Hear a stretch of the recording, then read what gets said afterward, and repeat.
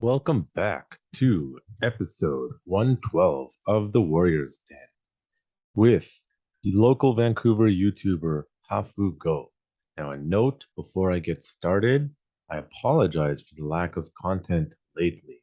However, my firstborn son was born 3 months early, and that kind of threw things off and will actually prevent me from putting out the kind of content frequency that I used to. However, I'll still be putting out content. But don't worry, my son is doing great and he is at home, as we did have to spend about 2 months in the hospital. So, for those wondering where all the content was, that is what happened. Anyways, back to this episode with YouTuber Hafu Go. Now, a few months ago, he reached out to me and asked me to do a Krav Maga, military Krav Maga episode on his YouTube channel, which I, of course, obliged. And we ended up doing a 24-hour military style Krav Maga boot camp for him, quite literally 24 hours.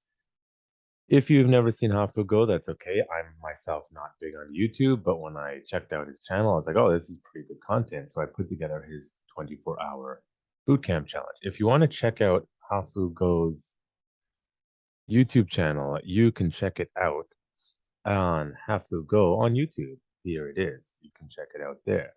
You can also check out him on Instagram at Hafu Go. Now, just to give you a sneak peek of the episode, you can hear what he had to say when I asked him what advice he would have for new YouTubers. So check that out. Just do it. Just do it. Cliche question, cliche answer. No, I'll get more specific. What advice? My advice is I think your first 20 videos are gonna be bad. That's my advice. Just do it. Probably one of the best slogans ever made by any corporation ever. Also, embrace the suck. That was some good advice. Often people don't like to fail and look bad. And he said, your first 20 videos are going to be terrible. Now, in this episode, we actually go through the YouTube video a little bit and talk about sort of director's cut style. So when you get to the part where we're discussing the video itself of us doing the Krav Maga challenge, sorry to the audio only listeners, but you may need to pull up the video on Spotify or on YouTube or Rumble. The links will, of course, be put in the show notes. I had actually a wonderful time filming this. It's not often I get to do a challenge like this. And when Hafu Go actually reached out to Hafu, his name's Hafu, but Hafu Go reached out to us. He had just under 500,000 subscribers on his YouTube channel. And as I'm recording this now, he's got almost 840,000. So he's doing really well. And don't forget, after listening to this episode, go watch the episode called Surviving 24 Hours with the Krav Maga Master. Note, I am not a master. That was done for marketing purposes for his YouTube channel, the algorithms. I also wrote a blog post explaining that do not call me a master. I am just John. I train Krav Maga. If anything I am a master at is actually teaching Krav Maga, but I am by no means a master of anything.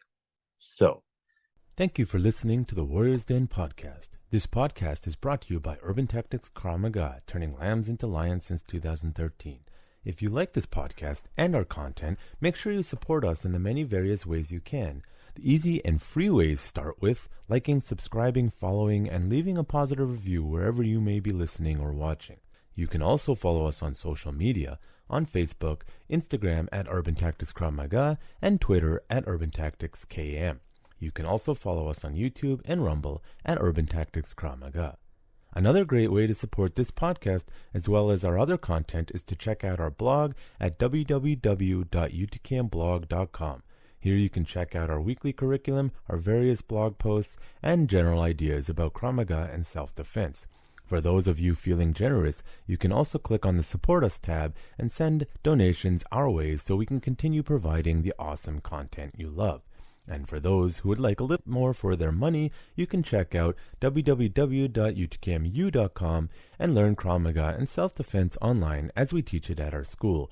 You can check out the various levels of curriculum with monthly or annual subscriptions and learn Krav Maga so that you too can walk in peace. Small disclaimer, UTKMU is meant to supplement your regular Krav Maga self-defense or martial arts training in person with qualified instructors and is not a substitute for in-person real training.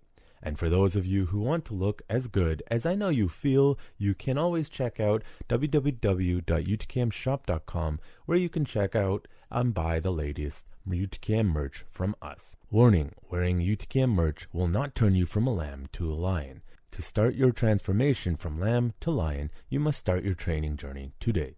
Stay consistent and never give up wherever you may be. Side effects of wearing UTKM merch may be chronic bouts of kicking ass, feeling good, and learning to walk in peace. And of course, if you are in the Metro Vancouver area, come train with us in person. Sign up at www.urbantacticskm.com. I would love to help you on your journey from lamb into lion. And now, back to the episode. Krav Maga is not just a self-defense system, it is a way of life. Warriors Den is a podcast for Kravists, fighters, martial artists, warriors, politicians, and general citizens. Consider this. The society that separates scholars from its warriors will have its thinking done by cowards and its fighting done by fools. Lucidity. Your host, Jonathan Fader, talks to guests in an open and uncensored format about their fights, their philosophies, and their lives. No topic is taboo, and the conversation may start in one place and end in another.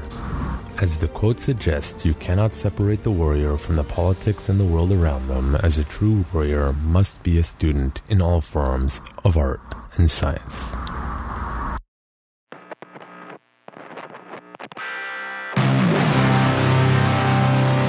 You're listening to The Warriors Den.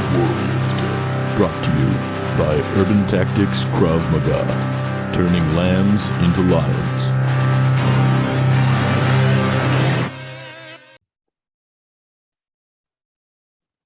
Okay, I am here with Hafu of Hafu Go, the YouTuber. How are you today? I'm very good. Very good. Very excited to be here. Awesome. More excited than doing the 24-hour challenge with me?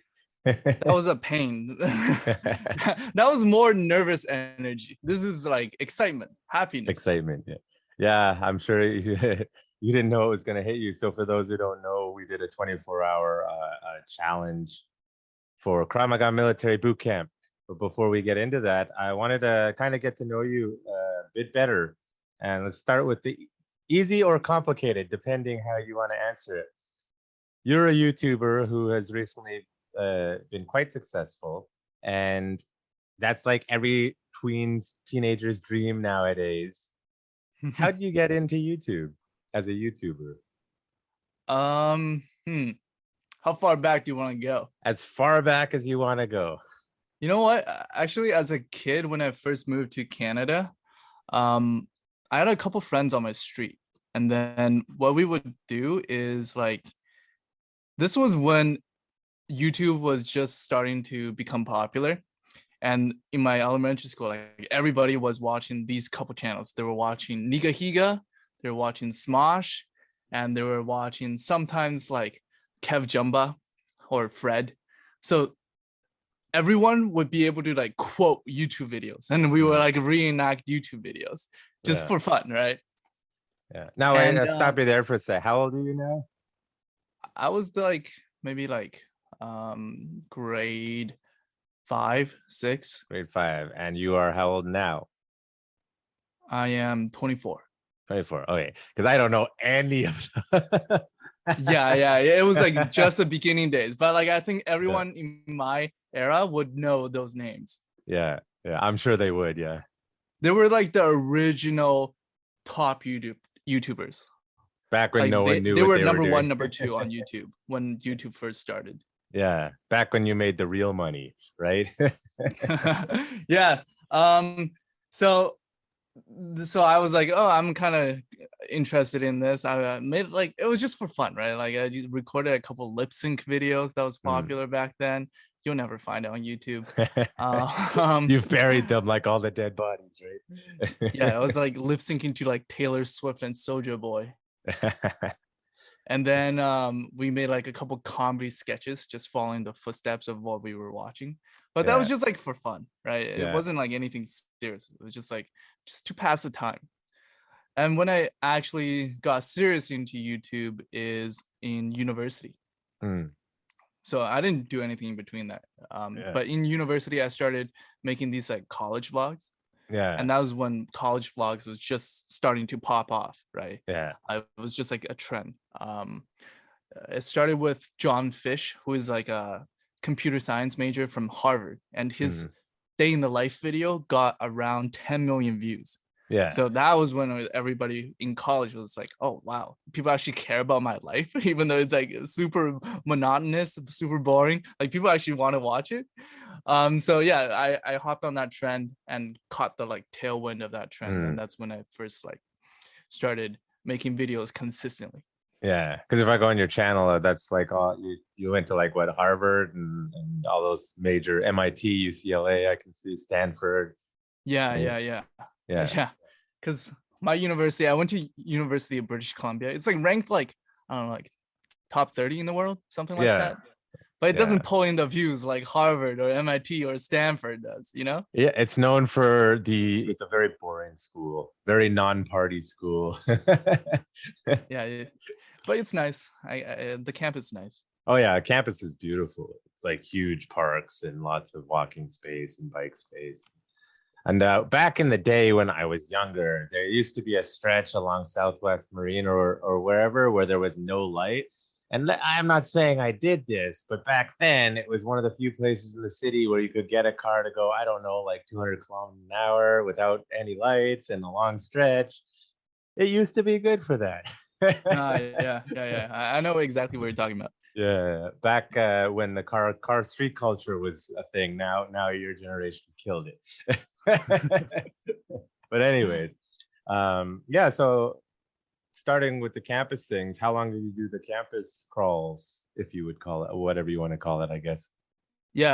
Campus crawl was the series of was the name of my campus stores. I just branded it as campus crawl, kind of like pub crawl, bar crawl, campus crawl. And it had the CC, which is kind of like it's called alliteration or something like that, you know, the two C's, right? I did that for like around 3 years, 2 or 3 years. So I started when I was in about third year of university, and then I continued that until like a year after I graduated. So 3 years around there. 3 years ago, or just 3 years total? I did it for I did the college stuff for 3 years. Yeah, that must have been hard, like going to actual classes and doing that. How were your grades, Hafu?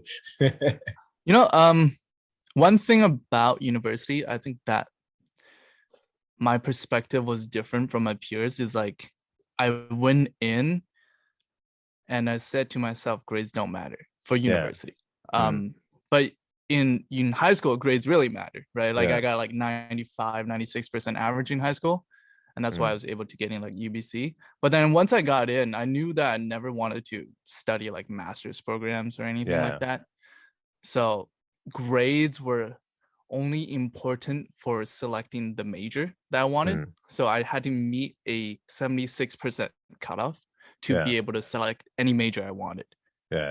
So that's what I got. And I was basically, it's like, after I get that, extra grades don't matter to me. I'd rather get the extracurricular experiences and invest my time there than invest my time into like getting higher grades. Now, how does your mother feel about that? I don't think she cared. Like they were surprised that I even got into university. Very supportive, I see. No, it's like when I went to university, I was like that. I went in when I was older. Actually, like I dropped out because I just couldn't deal. I was much older than everyone, and I just couldn't deal with it. I went back and finished my associates, but I would tell people, as someone who'd been to the army and had done some things, like you're here to learn.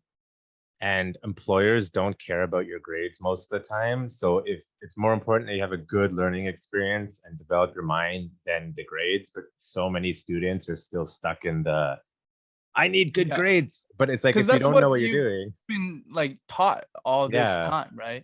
And it's Yeah. just easier to continue thinking that way than try to like find something to do outside of study. Yeah. Which, lucky for you, you've quite successful now. Now, Well, it was like one of my experiments. I tried a lot of different things, and just Yeah. YouTube kind of like stuck with me because I liked the creative process, and I saw that there was like long-term business potential as well.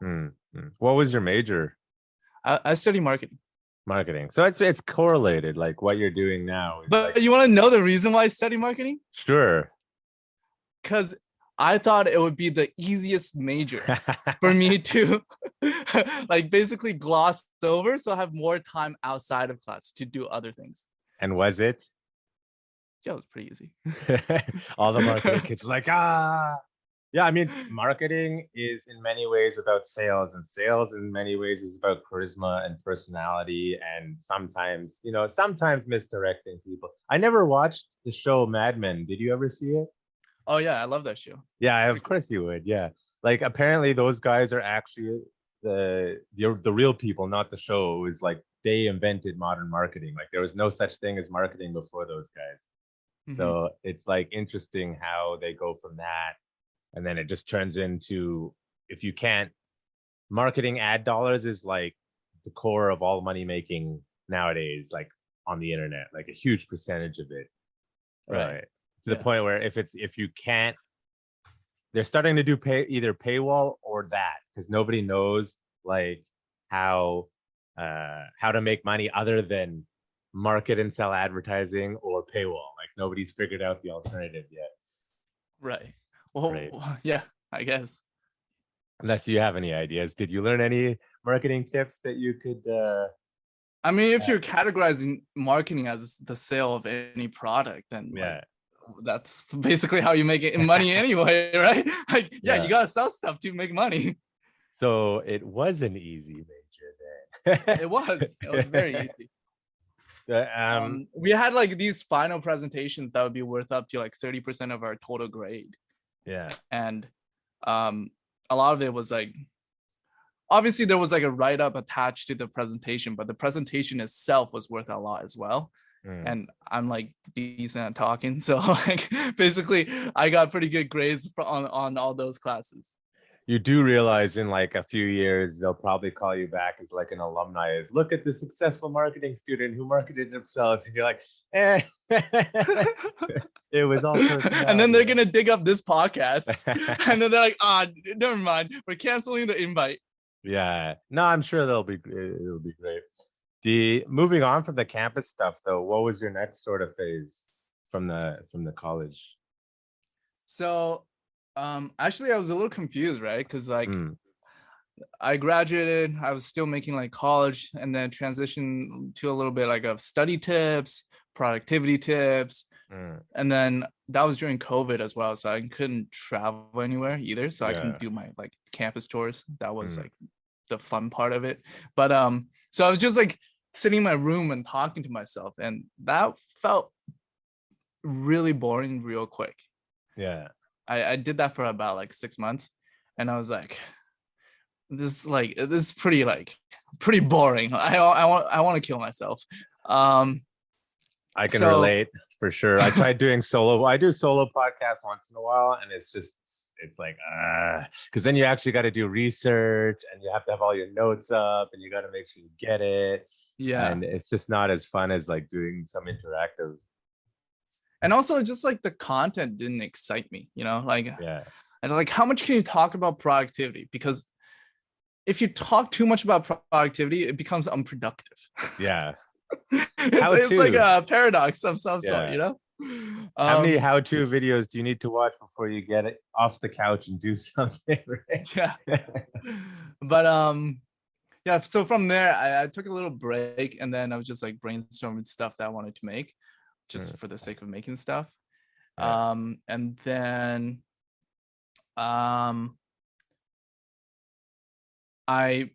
there was always one idea that I wanted to do ever since I was little, and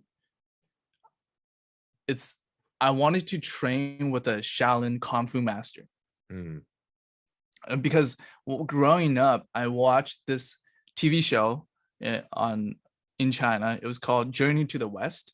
And basically it's like about a monk trying to get like the scriptures from heaven, and then they have to traverse through like a lot of monsters and like a lot of land in order to get there. And then like basically there was like kung fu, there was like magic, there was all this stuff. And so like the main character is like the Monkey King, so he knows all this kung fu and stuff. So I found that really cool.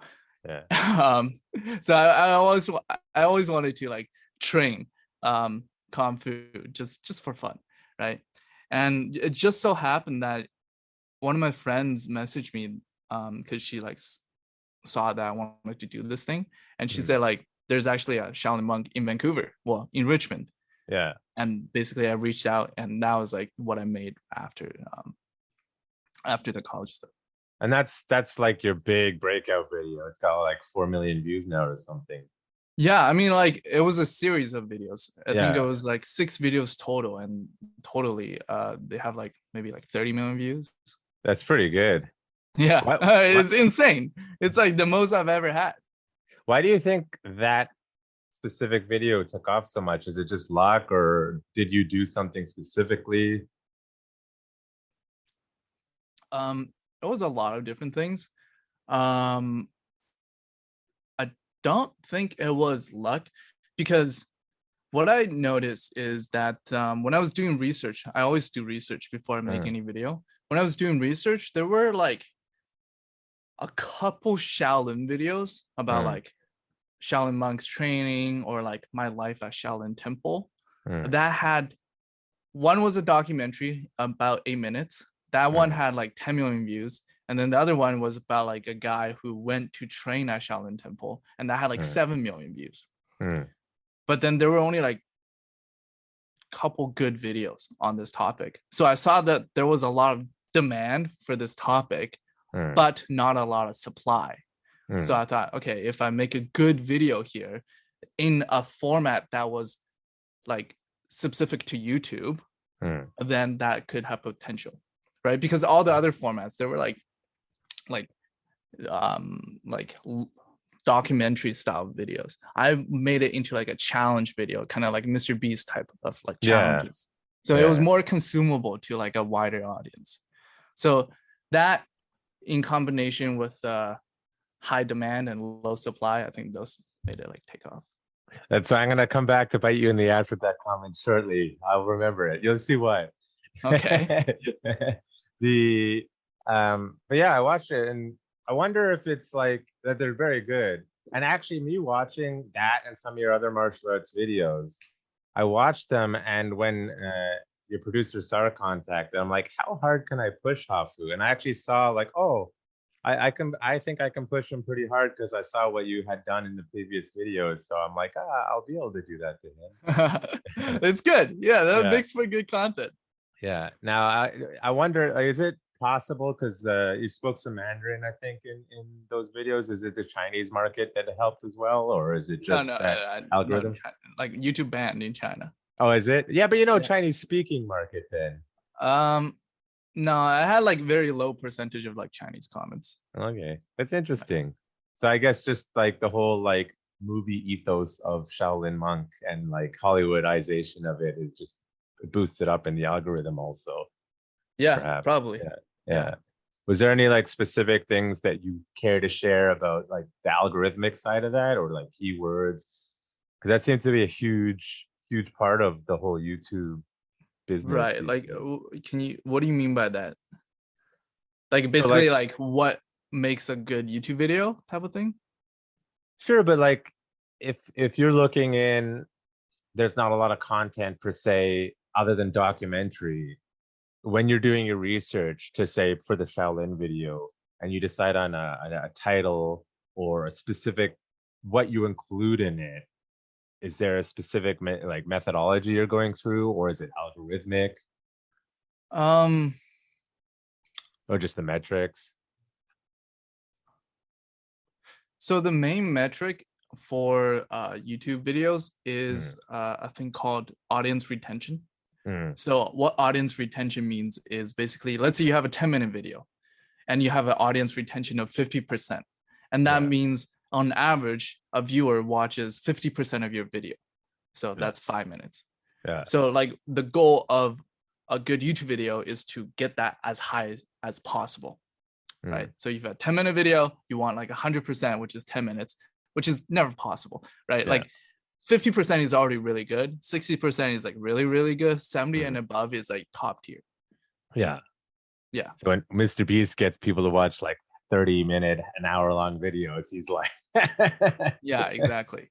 Yeah. So that's the thing. So now the question comes back to like, how do you increase audience retention? And that is like a very complex question, because it's the same as asking what makes a good movie. Right? There's so many things you can do. There's like lighting, there's camera work, there's scripts, there's like all these different things that lead to a better movie, also lead to better retention. But one of the most important things in that is making each scene interesting. So basically, if I'm doing like a challenge, I have to like make the challenges interesting, right? It can't just be like do push-ups or like go run, right? It has to be like more unique challenges that people haven't seen before. Yeah. And that is the part where we did a lot of research. I actually watched a lot of like Kung Fu videos, and I like pulled the challenges from there, and that would confirm with Master Yandy, who was a monk. He's like, is this something that you guys actually do? And can we do this? Yeah. It's interesting. Yeah, because so moving in then, what did you research or look at prior to training with me? This is what I'm really interested in. Well, I saw on YouTube that there were a lot of Business Insider videos about the military and about Army boot camps and about like Navy boot camp. They're like every type of Army squadron, they had like a boot camp video, and those videos would get like above 50 million views. Yeah. And that was like really interesting. And then I saw there was another channel that does like a similar type of videos as me, called Michelle Kerr. She does like these challenges as well. And then whenever she did like FBI boot camp or Army boot camp, they would get like 10 million views as well. So I thought, okay, maybe like this is like a really high demand topic, and obviously it's not easy to like get access to the Army or whatever, right? So that's what. Yeah, because like, you know how they say never look at the comments. I was looking at some of the comments. I actually think the comments were very supportive of you, and I thought they were quite funny. But the one or two comments were like, "That's not really a boot camp," and they're technically right, because what you did with me was more of a Krav Maga military boot camp than like a military focused boot camp. I can always do a military focused boot camp with you another time. That will take more training, more planning though. I see. We would have to go out in like the middle of nowhere to do that properly. But because your producer Sar sort of organized with it, and my specialty isn't really military stuff. I can do it. It's Krav Maga. So what did you know of Krav Maga before you came in, or did you only research military stuff per se? I knew a little about Krav Maga, not too much. I just knew that it was like for self-defense, and I had like a friend in university who was in the Krav Maga club at UBC. So like she would sometimes like talk about like Krav Maga stuff, but like I didn't know too much. Yeah, that's very common. That's why I made the comment earlier about it's going to come back to bite in your ass, because if you look up Krav Maga online, there's actually not that much good quality content publicly available. And you didn't put Krav Maga in the title. Yeah, maybe I'll consider changing it, because it's not doing so hot right now. Yeah, if you put like surviving 24 hours of military Krav Maga training, it's a bit more representative of what we did. But with that being said, you know, that's a technical communication, whatever. How did you enjoy and for those who saw the video and it was edited down to 20 minutes, Hafu actually did 24 hours, if not a little bit longer. And just so you know, we were actually all very impressed with you and how you performed for someone with little to no experience. So you should feel proud for sure. Thank you. How was that? And I do want to go through the video sort of and break it down, but before we show people, how was that for you? Like, go into detail. The Right. blood, the sweat, the tears. It was intense, man. It was a lot. It was it was the single hardest challenge I've done for my YouTube videos. Yeah, good. Yeah, and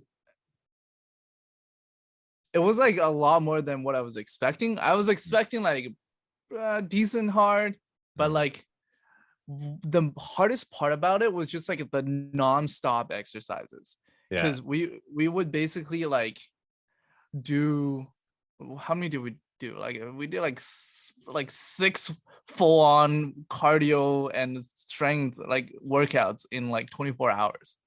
yeah, mostly body weight, so it's okay. But yeah, But it was we like did. intense, and it was like Yeah, explosive, and it was like a lot more cardio than I'm used to. yeah. It's not, well, it's both anaerobic and cardio. It's more just like, you know the saying, have you ever heard the military saying, embrace the suck? Yeah. And it's kind of what it is. Eventually it's just so like brutal. The earlier you can accept that this is just what's going on, the happier you'll be. Versus if you're like, this is terrible, I can't keep doing it. Granted, you knew this is over tomorrow, this is over in a few hours, which makes it a lot easier. Yeah. But like what I made you do, I guarantee you a lot of people would quit on me. Right. I can't quit after you finish making the video. Yeah. That's also like added motivation. Yeah, well, there's that. Yeah, I need the footage. You know, if that's your motivation, then great. But it would be very easy for a YouTuber to be like, listen, could you like make it easier for the next 10 hours? And he's like, I can't do that. Because you came in and you're like, I want to do like a drill sergeant thing. And I'm like, okay, I mean, I can do that. But as you got to know, I'm not really someone who like screams at people at the top of my lungs. But as you've learned, I don't need to do that to push you to your limits. Yeah, that's true. What's the one thing that you learned that was like, I'm so happy I learned that, like stuck with you? I think it was I think the main thing I learned is that I'm actually more physically capable than I thought I was. And every time that I felt like at the end of each exercise, I felt like I'm completely drained. I have nothing left to give. And then an hour later, we do like another exercise of the same like intensity, but I'm still able to get through it. Yeah. So like, it's like, was that really the end of my capabilities? No, right? Because I was able to do another exercise. So it just kept going on and on like that, like just over and over again. Yeah. This is where the internet's probably going to get mad at me. Is I totally agree with you, but it's like, yeah, do you know who David Goggins is at all? Yeah. So like, props to him. People like him, like, they drive me nuts a little bit because they sell something that, while true and extremely motivational and positive to a lot of people, is actually very dangerous. Because like in his case, he's a former Navy SEAL and runs ultra marathons. And if you read his book, he talks about it a little bit, but he has like 3 failed marriages. You know, the Navy SEALs actually don't like him very much because he's not a team player. He had a heart attack during a marathon, like he's wrecking himself physically. And so this idea that, oh, if you believe you can do, is, in my opinion, a bit of a marketing thing. Now, the truth is that I think is that most people nowadays live such sedentary lifestyles, they don't know what they're capable of. So it is true, you don't know until you try. You don't know what your limits are until you've pushed yourself and found out what your limits are. Because a lot of people might find out, oh, I'm a lot more athletic than I thought I was, if you try. Yeah. And then other people like myself is, you know, to the average office worker who doesn't exercise at all, they're like, oh my God, John's such an athlete. And I'm like, oh my God, no, I just made a healthy lifestyle. have you seen athletes? I'm not an athlete. And I know this because when I was younger, I tried to get into special forces. I came nowhere near the requirements physically. And there were some other issues, but I'm like, if that's their expectations physically in the Israeli military, I'm like, that would kill me.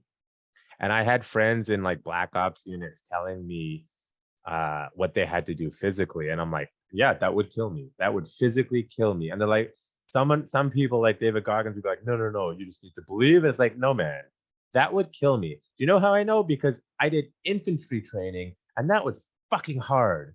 And I could barely keep up with people. So I know what my limits are. I know what I'm capable of. I know what I can push myself to. I'll do it if I have to, but I'm not an athlete and I don't enjoy it. So in your case, you probably just were never pushed your whole life physically. Right. And now Yeah. you're learning, oh, I'm a lot more capable than I thought I was. And that's great.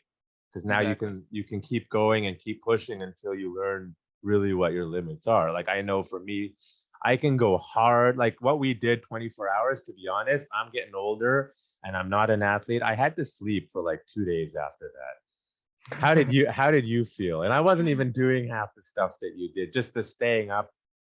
How did you feel? I mean, the day after I hopped on a plane and went to Toronto though. Oh. So I was like, I don't know, like You're still young. I couldn't really differentiate if it was jet lag or it was a tiredness from the training. I didn't know.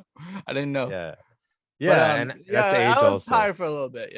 Yeah. When you get older, and I'm not that old. I'm like 35, but you start to hit this point where you can't do that all the time. So now's the time to like push yourself to your physical limits and build yourself up to sort of like a higher baseline, so that when you get older, it's a lot easier. Like I started really late. I started martial arts when I was like 20, and I regret not doing it a lot earlier.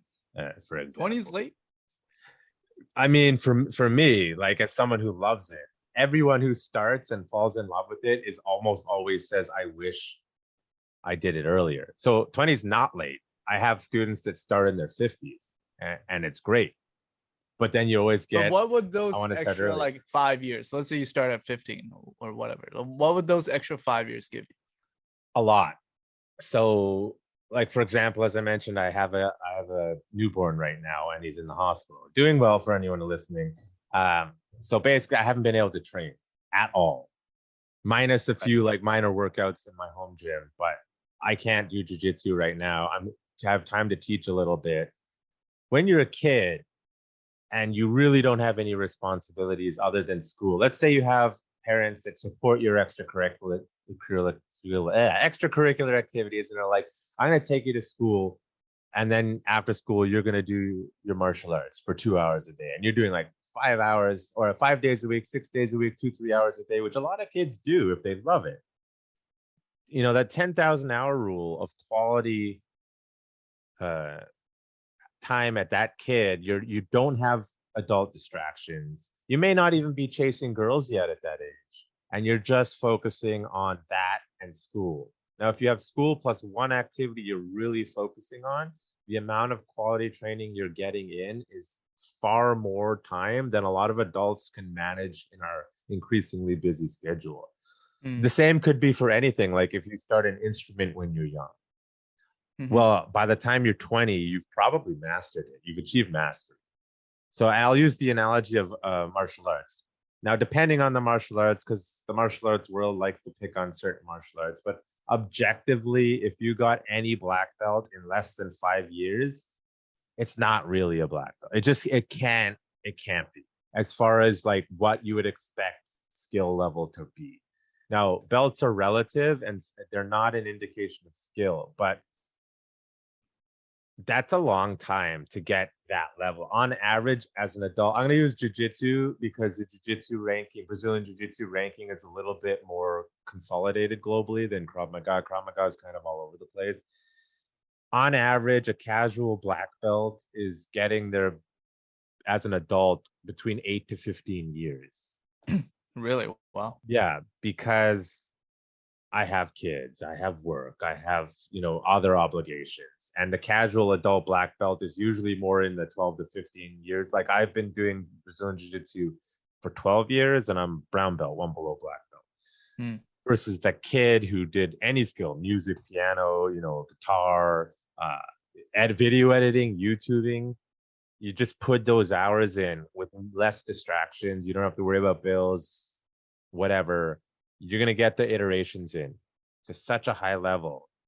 Like in competitive Brazilian jiu-jitsu, the kids who are like 18 nowadays who started when they're 5 are 1,000 times better than the black belts 15 years ago, because they have so much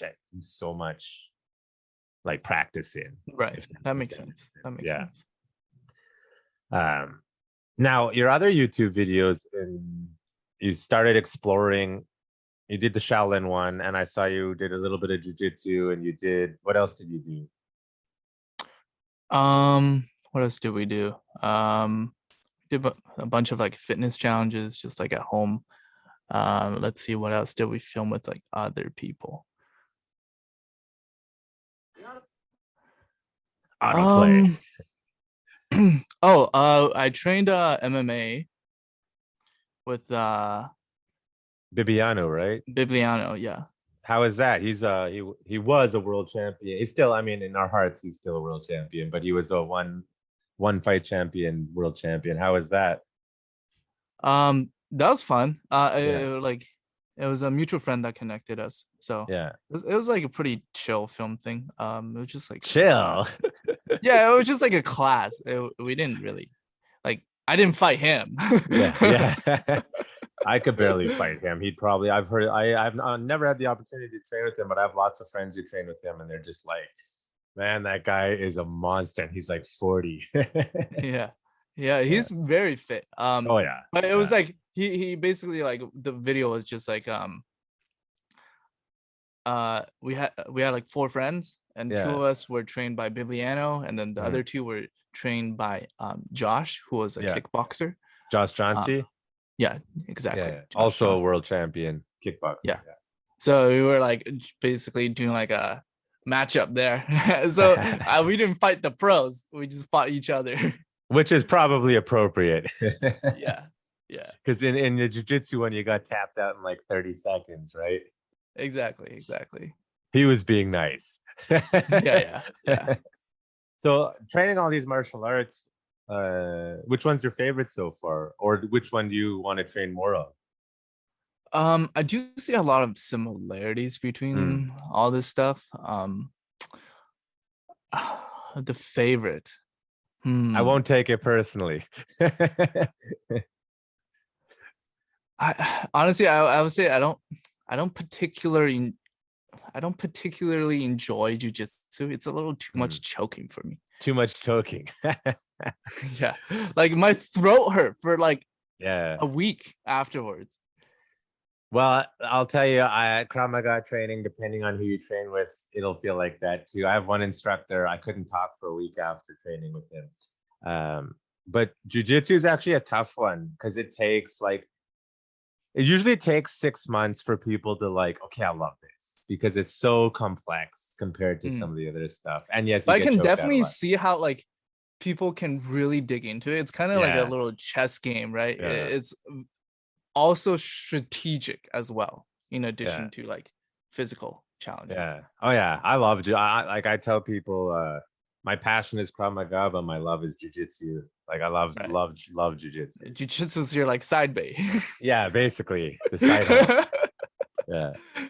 And in between some of these martial arts videos, you did stuff like I dated 7 girls in 7 days, and whatnot. Were you these things that you just wanted to do, or things that you like those sort of random filler videos?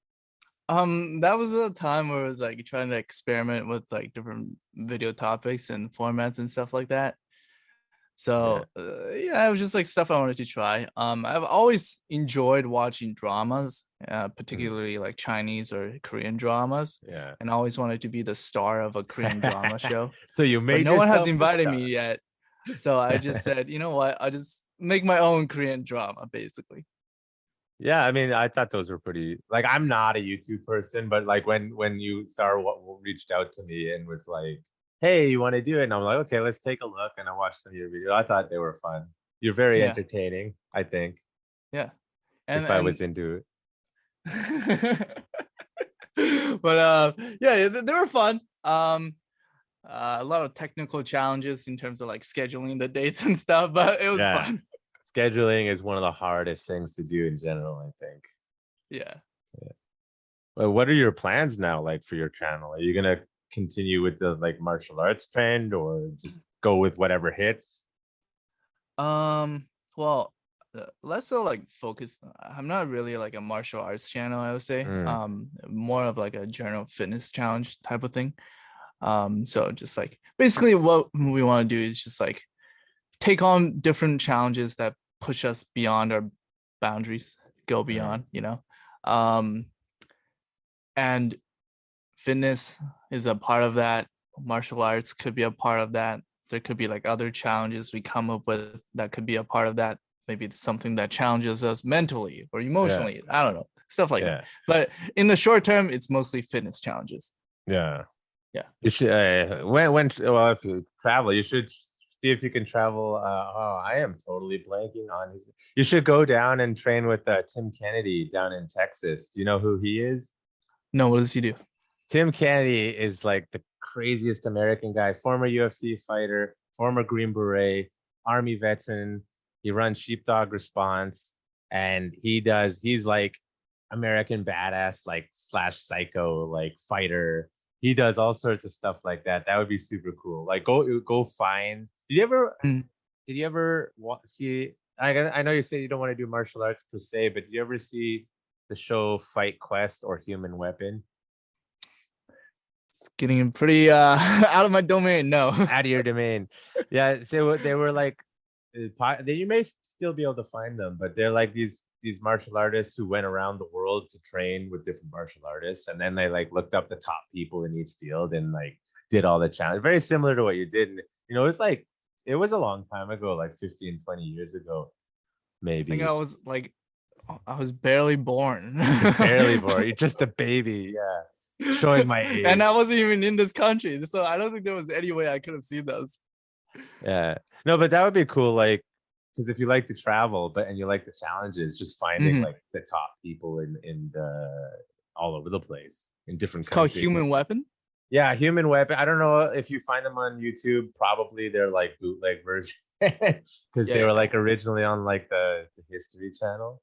They were really good. Actually, it's actually because of those shows I got into Krav Maga. I was watching them and I saw like the hardcore challenge and I was like, I want to do that one day. And then I ended up going to Israel to join the military. I never traveled to do the other stuff, but it's like it's like a cool thing to do, I think. This is actually kind of similar to my YouTube video because they went to the Great Wall of China for one of the episodes. Yeah, it's like cool. Like I find it fascinating that you had never heard of these and you didn't even know these things existed per se, and then you came up with the same idea down the road. And often people forget, like people can have the identical ideas without even knowing about the other thing. Right. What was the other show called? Fight Quest. I think. Yeah, Fight Quest. Nice. I liked one of them better than the other one. Because in one of them, one of the hosts was kind of whiny and was just always complaining. But I will say both of them did a Krav Maga episode. And in both of them, like the staff or the host said the Krav Maga episode was the hardest one they did.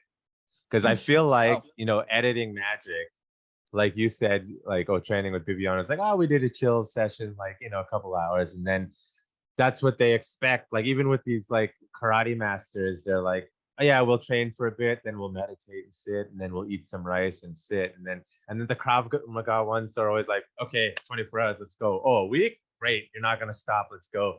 Yeah. Like, that's the Krav Maga way. Yeah. So that's cool. So you're just kind of going to go with the flow, I guess. Do you want to do YouTubing for the rest of your life, or is it like a temporary thing? I would say YouTube, well, at least some form of media will probably be a part of my life for the rest of my life. Because I like making content, making entertainment. It's fun. And obviously I'll probably do more than just YouTube. It's like one thing I do like outside of YouTube is just like I always wanted to build businesses outside of YouTube, but use YouTube like to funnel into the businesses. Like Mr. Beast, like Mr. Beast is actually pretty inspiring. Same with Logan Paul. Because Mr. Beast like built adjacent businesses called like Beast Burger. He has like over 1,000 restaurants. They're virtual restaurants, but still like 1,000 locations delivering your food is pretty cool. And then Logan Paul, he has like so many different companies. Like he has like his like marketplaces where you can trade collectibles. He has like Prime, which is like a Gatorade competitor. Like that's the scale of things I want to do, and that's like pretty cool to me. It sounds like it's like you got to build the brand, and then once you build the brand and have the followers, then you can kind of do whatever you want with it, right? Yeah, I mean, you don't have to do it that way, because obviously you can just go into business. What they do is like they just have strategic partnerships mostly. It's like someone else is actually running the business, but they just promote it, and maybe they give like creative guidance for like marketing and stuff like that. So you could be the person running it, right? You don't have to start being an influencer, but the reason why I started making videos is because I actually like the process of making videos, and I find that fun, and I find that fulfilling. And I think right now it's a really good way for me to learn things. I can try a lot of different things, record them, make that like a part of my job, make my personal growth a part of my job while I try to figure things out and what business I want to build. And later I can go more into the business side. Yeah, and you said the magic word, influencer. Do you feel like you're an influencer yet, or you're like I don't know. It's just the term people use, but I've never hosted like a live event. I think after I host a couple like live meetups, and if people show up, then I'll feel like an influencer. I'll tell people move from here and go there, or like do the Macarena with me, and I've influenced them. Well, reminds me. There's this UFC fighter, Brendan Schaub. Have you ever heard of him? Yeah, he's like on Joe Rogan's podcast. Yeah, he's been on Joe Rogan. He's got his own podcast. He actually got so sick of working with the big networks, he just said, "Screw it, I'm creating my own entertainment company," so they can't like censor him and all that. But he started doing that with Tough Mudders. He like partnered with Tough Mudder, and then he does like the Big Thick Boy, which is his clothing company, like events. So like, because you mentioned you wanted to do like fitness stuff, you could always it wouldn't be very hard to work with somebody to do like a fitness challenge for your viewers, start local and build it up, and you can make it like we're going to do it live when I do it here, and then you have like other locations and stuff like that's on the line. Cool. Yeah, locally I know tons. I have one guy in mind I can tell you about afterwards and hook you up with that. I'm sure he would be more than happy to sort something like that out. But like if that's sort of the direction you want to go, like, because that's one thing during the pandemic, I'm not going to get into that too much, but that I realized as someone who teaches like martial arts and health and wellness, just the complete and utter lack of health and wellness messaging from our supposed leaders and about healthy living. Like they just don't want to touch this topic with like a 1,000,000-foot pole. And so it's up to people, I guess, like you and me, to get the message like, hey, live a healthy lifestyle. And if they look up to somebody like yourself or me or Brendan Schaub, that will get them off the couch and be active, I think that's far better leadership than anything these politicians do. Because why do you think they don't touch this topic? It doesn't seem like that sensitive of a topic. Here's where I'm going to be the jerk. Fat people vote too. And they don't want to hear that they're living a very unhealthy lifestyle. And it's not as bad in a place like Vancouver, but let's say American. Sorry to my American friends. And yes, America's where the money's at. When you have like a 40% or 50% obesity rate, and then like a push to make obesity acceptable as like it's a good thing in a lot of circles, marketing as well, and politicians, they tend not to ever want to answer that question. They'll deflect when it's just unquestionably, like, you cannot argue based on data, based on knowledge, that eating well, like eating whole foods and an active lifestyle, it doesn't need to be an athletic active, just active, will make your life so much easier and better. And yes, it's a little bit of hard work, but you're looking at like all the tech guys now. All the tech guys, except Elon Musk, are getting in shape because they are realizing, like, if I want to live longer, I have all this money and I want to live longer, I need to take care of my health. Right. The tech guys are starting to talk about it now. Why are the politicians not? And you know, I personally don't like the fact that people vote for people who look completely unhealthy. Like, I don't want that to be my leader. Have you seen the clip of Joe Biden riding the bike? That's the funniest thing I've seen. That's one of many.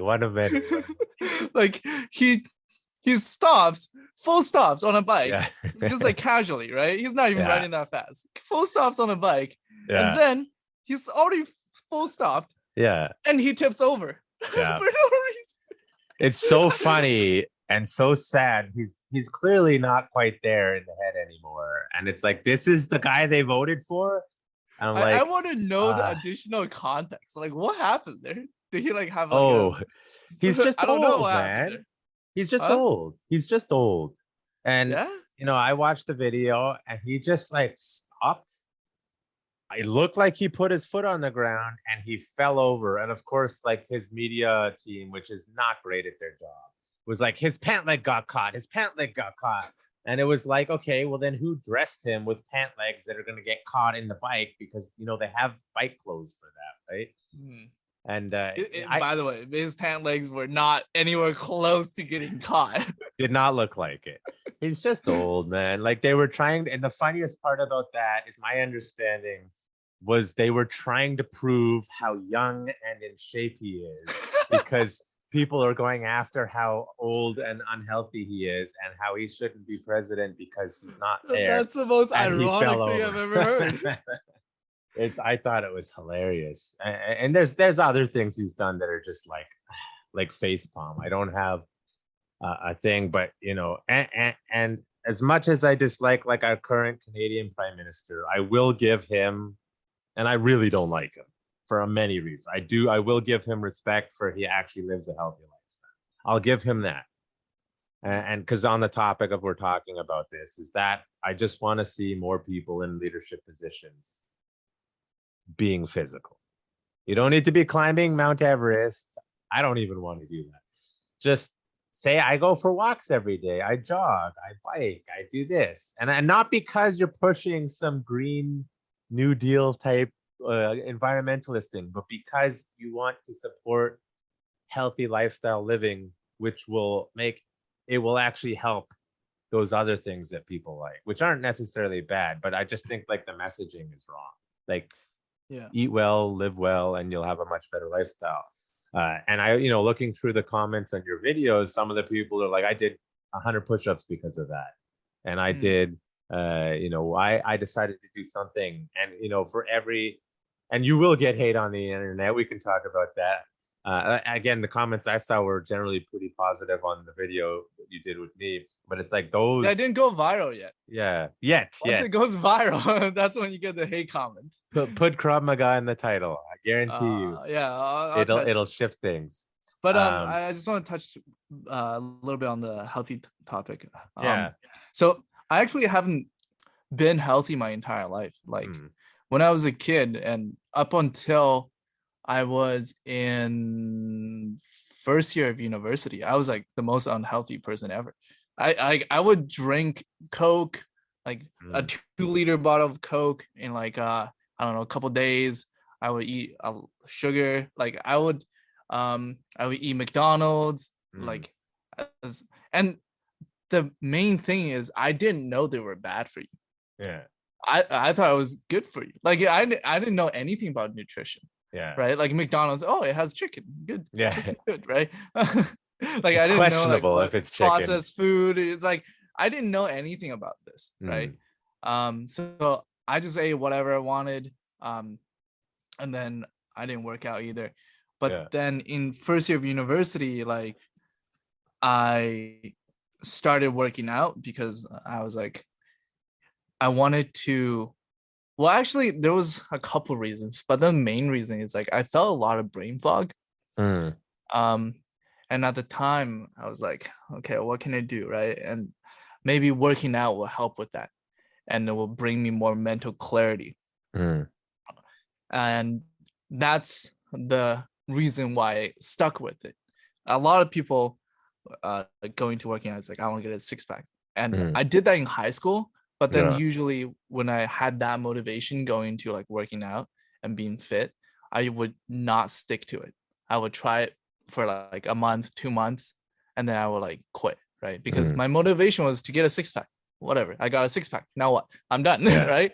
But if my motivation was like to get more mental clarity so I can do like better work, right? If so I can think better, so I can process things faster, be smarter, then that's like an ongoing motivation. And that's what kept me going through like all this years of working out. Yeah. No, that's good. Like if you don't enjoy it, that's one of the hard things about working out. If you don't enjoy it or you don't have like a positive reason to do it, it's very difficult for some people. And I actually, you know, they say like you need to do it like this to build a habit. Some new research came out that for some people, building a habit can actually take up to a year, and that's probably someone like me. So like, I have to find reasons. Yeah. To do it. Like and when I was, like when I was younger, like I guess between grade 8 and 9, like I used to drink Coke and macaroni and cheese and like pizza all the time, and my parents would buy that for me, and they didn't know either. They're just like, yeah, it's fine. And I got tired. Like I wasn't obese, but I did not have a six pack. Let's just put it that way. And I got tired of like other teens making fun of me in grade 8 and like, oh, you're fat and like that. So for me, that was my motivation, like people calling me fat and chubby. So then I went grade 8 summer through grade 9, I started working out all the time.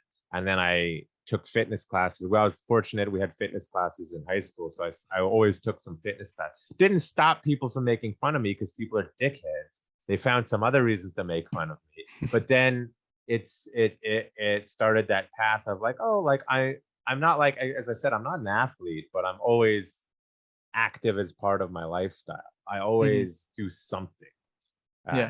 And it just sort of went from there. And it got to the point where it's like, I don't think I could be with somebody who isn't also active. Right. It's hard, right? It's hard. Like you live completely different lifestyles. Yeah. And then every time they do something a little unhealthy, you kind of like cringe. And if they do that all the time, you're like cringing all the time. You can't be together like that.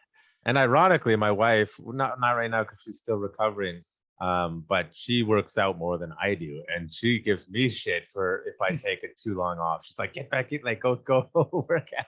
That's good. That's good. So it's good. I actually had the opposite problem as you in high school. I was too skinny. Yeah, too skinny. I was too skinny. I was like just bones. Yeah. And working out gave me a little bit more like broad shoulders, you know, like I took up more space with my physical body, and that made me more confident as a person. And also I started fitting my shirts better. Actually, I had one goal when I was in high school. It's like I had like these t-shirts. I was like, instead of like seeing these gap in my t-shirt, I want to like fill up the entire t-shirt. And that made me like look so much better. Yeah. So that combined with buying a little smaller t-shirts made me look good. Yeah, you hack the system. You'd be like those guys. There was always that one guy in high school who'd be in the gym just working on the right bicep, only the right bicep, and they'd get one huge arm and then like the other. But goals help for sure. And then also like it wasn't easy for me either. I actually really hated working out. And I remember in the first year, like there were times where I like just drive to the gym, but then I would just like sit in the parking lot for like 30 minutes because I didn't want to go in and do the workout. And that's when I just like told myself, it's like, it's better to get it done than to like not do it. So sometimes I would just go in like 5 minutes and then leave, even though I like went all the way to the gym, sat there. But like, it's just building a habit, right? Yeah. Get it done day after day, and eventually you'll do it. Nowadays, we would call that doing it for the gram. But you bring up a good point about like just getting in the door, starting it, then eventually you're like, okay, I'll lift things. If there's a good trainer at the gym, they'll be like, hey kid, like why are you standing around? Like come do something. No, I was sitting in my car. I was just I see. I was just like sitting in my car. It's like on my phone. It's like I don't really want to go. Really don't want to go today. Yeah. But I would like contemplate driving away. I'm like, if I'm already here, might as well go in for 5 minutes. And that's what I would do. Sometimes I stay for longer, sometimes stay for 5 minutes. Now, with that being said, like obviously you're doing these workout challenges for YouTube and martial arts challenges, which are physical. What's your when you're not filming, what's your like normal fitness routine like, if at all? Or is it just editing? I just go to the gym. Just like normal workouts. Like community center gym or private gym, or like what's the vibe you're going for? Just like, I mean, it's just like it's like Fitness World. Fitness World. Yeah. If they changed their name like 5 times now, I don't even remember what those guys are going by nowadays. Generic 24-hour gym place. Yeah. Better than nothing. Because people like me, I walk into gyms like that. I'm like, they don't have any of the equipment that I want. It's just the machines, which I used to use, but now I want like the free weights and I want to do like lifting and stuff. But it's still good. Like I've some of my clients, like that's all they have. So I get them started in the process of like working out, and then I'm like, hey, can you show me your gym? And then they'll take me there, and then I'm like, oh yeah, we can do this. And for them, that's like it's 5 minutes from their house, and that's perfect for them. Then I have, you get the really fitness bros. They're like, I need a specialty gym. I see. When you get really into that. Yeah. I forgot to ask you. The sun is bugging him. If you can see the video, it's like So it's not good for video, it's too bright. Yeah, he's very OCD, which is great. If I remember, there was something Mr. Beast said. It's like that 10% extra makes all the difference. So that attention. I do not have that attention to detail. I'm so bad. Like I think I'm like on the spectrum or whatever. I'm like, hey, squirrel, and I like forget.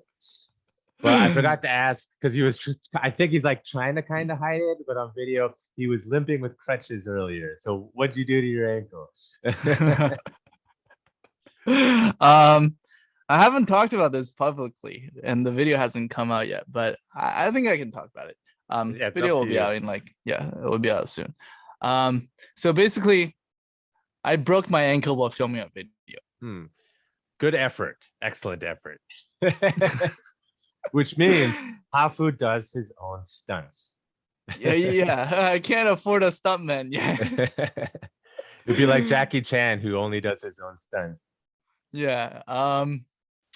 So the video was I trained like Tony Hawk for 7 days. And it was my first time skateboarding. Obviously, I longboarded before, but then I never touched a skateboard. And all I would do was like I would use a longboard to get around, right? So like skateboard was a completely different thing. Yeah. And on one of my days, I was in a skate park and I was doing ramps, like jumps. Those like U-shaped ramps.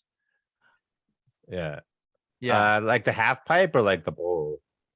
Probably a half pipe, I guess. Kind of like a half pipe, like a half pipe. And I actually, at first, I was like super scared to go down it, and then I did a couple successful attempts where I would go down and then I would like land, right? But it wasn't cool enough, right? It didn't look cool enough. Like it looked okay, but it didn't look that good. And then my videographer saw. He was like, I'm like, dude, should I try again? He's like, you know what? If you're up for it, try again. It didn't look that good. I'm like, you know what? YOLO, let's do it. Yeah. And this last time, I was like going all in. I went full speed because like the thing is, like, in order for you to jump higher, you got to go faster when you go down, right? Yeah. So this last time I went full speed down the ramp, and everything was going well. But when I was like going up the ramp, that's when shit hit the fan, because I fell off my skateboard, and all the momentum from going down went into, like, basically I fell off my skateboard, my ankle pushed into the ramp itself, and it twisted like 90 degrees. And basically right after that, my ankle and my foot was just like dangling. It was like completely dislocated. You got it all on film, right? All on film. Of course, yeah. It's all on video. It's all on video. Good. And the worst thing is, like, we called the ambulance afterwards. But that day, I don't know what happened, but like the ambulance was like super busy. So they were like, you know what? We'll get to you. Just wait, right? Yeah. I waited like 20 minutes. Yeah. No one came. All right. Well, we're like, okay, they're busy, right? 20 minutes, pretty normal. We waited like another 20 minutes. No one came. Yeah. Called again. They're like, we're sorry. We're really, really busy. And by the end of it, I waited 90 minutes. Yeah. And still no ambulance came. Yeah. So I just looked at Sari. I'm like, bro, like, let's just go to hospital ourselves. Yeah. So like a couple of the staff and my friend Sar, they basically like carried me into the car, and Sar drove me to emergency. Yeah. That's I don't know, like when you felt a while ago, you know, a lot of people are like, don't understand how screwed up the Canadian healthcare system is. Like, I like the free healthcare, although it's not entirely free, but it's still good, but it's so mismanaged. A while ago, they actually said, don't be shocked if an ambulance doesn't come. Did you know that? You found out I didn't know the hard that. way. I was very shocked that an ambulance wouldn't come. Yeah, because they just don't have enough. I mean, they treat the paramedics love their job. You either love that job or there's no way you can do it. But they get paid like crap. There's not enough people who want to do it. Like, I have several paramedic friends. Like, you have to love that job because it's like a rough job to do, and there's not enough of them. Just like there's not enough nurses, not enough doctors. Like, I've been in the hospital for the last 2 months. Luckily, we're in a specialty unit. Even if they're understaffed, there is enough people there to manage. When we were in the maternity ward, it was like, where's the nurse? They're like, they're coming. It's like 30 minutes later. We're like, this is kind of an emergency. Like, and we were like getting very angry, and we were already in the hospital too. Right. So it's like, you know, that's another thing on that health topic. I always tell my students, you got to learn to be your own doctor, right? Obviously consult with doctors as needed, but if you are able to solve your own health problems, granted, you need someone who knows what they're doing to set your ankle properly. So I don't think I could have popped my ankle back in place. It's possible. Technically, I know how to do it. I've never done it before. I would be very nervous. I probably wouldn't trust you with that. I wouldn't trust me either. But like, I know how to do it. But yeah, it's one of those things you kind of want someone who knows what they're doing, has done it before. I had a student. It wasn't in my class. It was in jiu-jitsu. She is a nurse. She's a senior nurse, and she popped her knee out. They carried her over to the side, and she's like small Filipino girl is just sitting there. And I looked at her, and she just grabbed her own shin and popped her knee back in. Oh wow! She's like, That's brave. Nice. It's like right out of the movies. But I was saying about what you said, like you're filming, you broke your ankle, and what you said earlier about you were watching like the Monkey King, which I'm totally gonna be reading that. Well, my wife's gonna be reading the Monkey King in Mandarin to my child because she's Chinese. We just need to find a good version of the Monkey King. But it's like, if you look at so you know it. I know the story. I've seen like bad English versions of it done on like Netflix and stuff. There was I think a Monkey King series recently. But like, you look at Jet Li, you look at Jackie Chan, like the quintessential like modern Asian like movie stars, and there's one thing they have that a lot of other Western people don't, is they do all their own stunts. Tom Cruise does his own stunts, so that's something you have. You do your own stunts. Like, it's actually I think it's very like courageous to do your own like hardcore stuff, because like a lot of people wouldn't do that. I didn't even know it would be that hardcore. I thought it'd be like like it was a medium risk situation. I didn't think there was any risk of me breaking anything. Yeah. So I miscalculated the situation. It's skateboarding. They break bones all the time. It's the first time I ever broke anything. So it Yeah. was like a little traumatic. Yeah, well, hey, there'll be more. You'll get over it. You'll be fine. Yeah. They had to pop my ankle back in place, and I also broke some bones. So I had to do like additional surgery a week after to like. Do you have pins in? I have like 3 plates in my leg now. Good. You're cyborg, bionic now, right? Yeah, like all the metal detectors are gonna go off when I travel. So was that genuinely just because like you didn't know how dangerous skateboarding could be, or is this like Sarah's like, yeah, we're gonna do this thing. Here you go. No, I don't. No, I don't blame him for this. No, thing. I'm Like, just teasing. It was completely my idea to do the ramp, Mm. and I didn't think it would be dangerous because I've already done it successfully twice, just not well. Have you seen the movie Jackass? Yeah.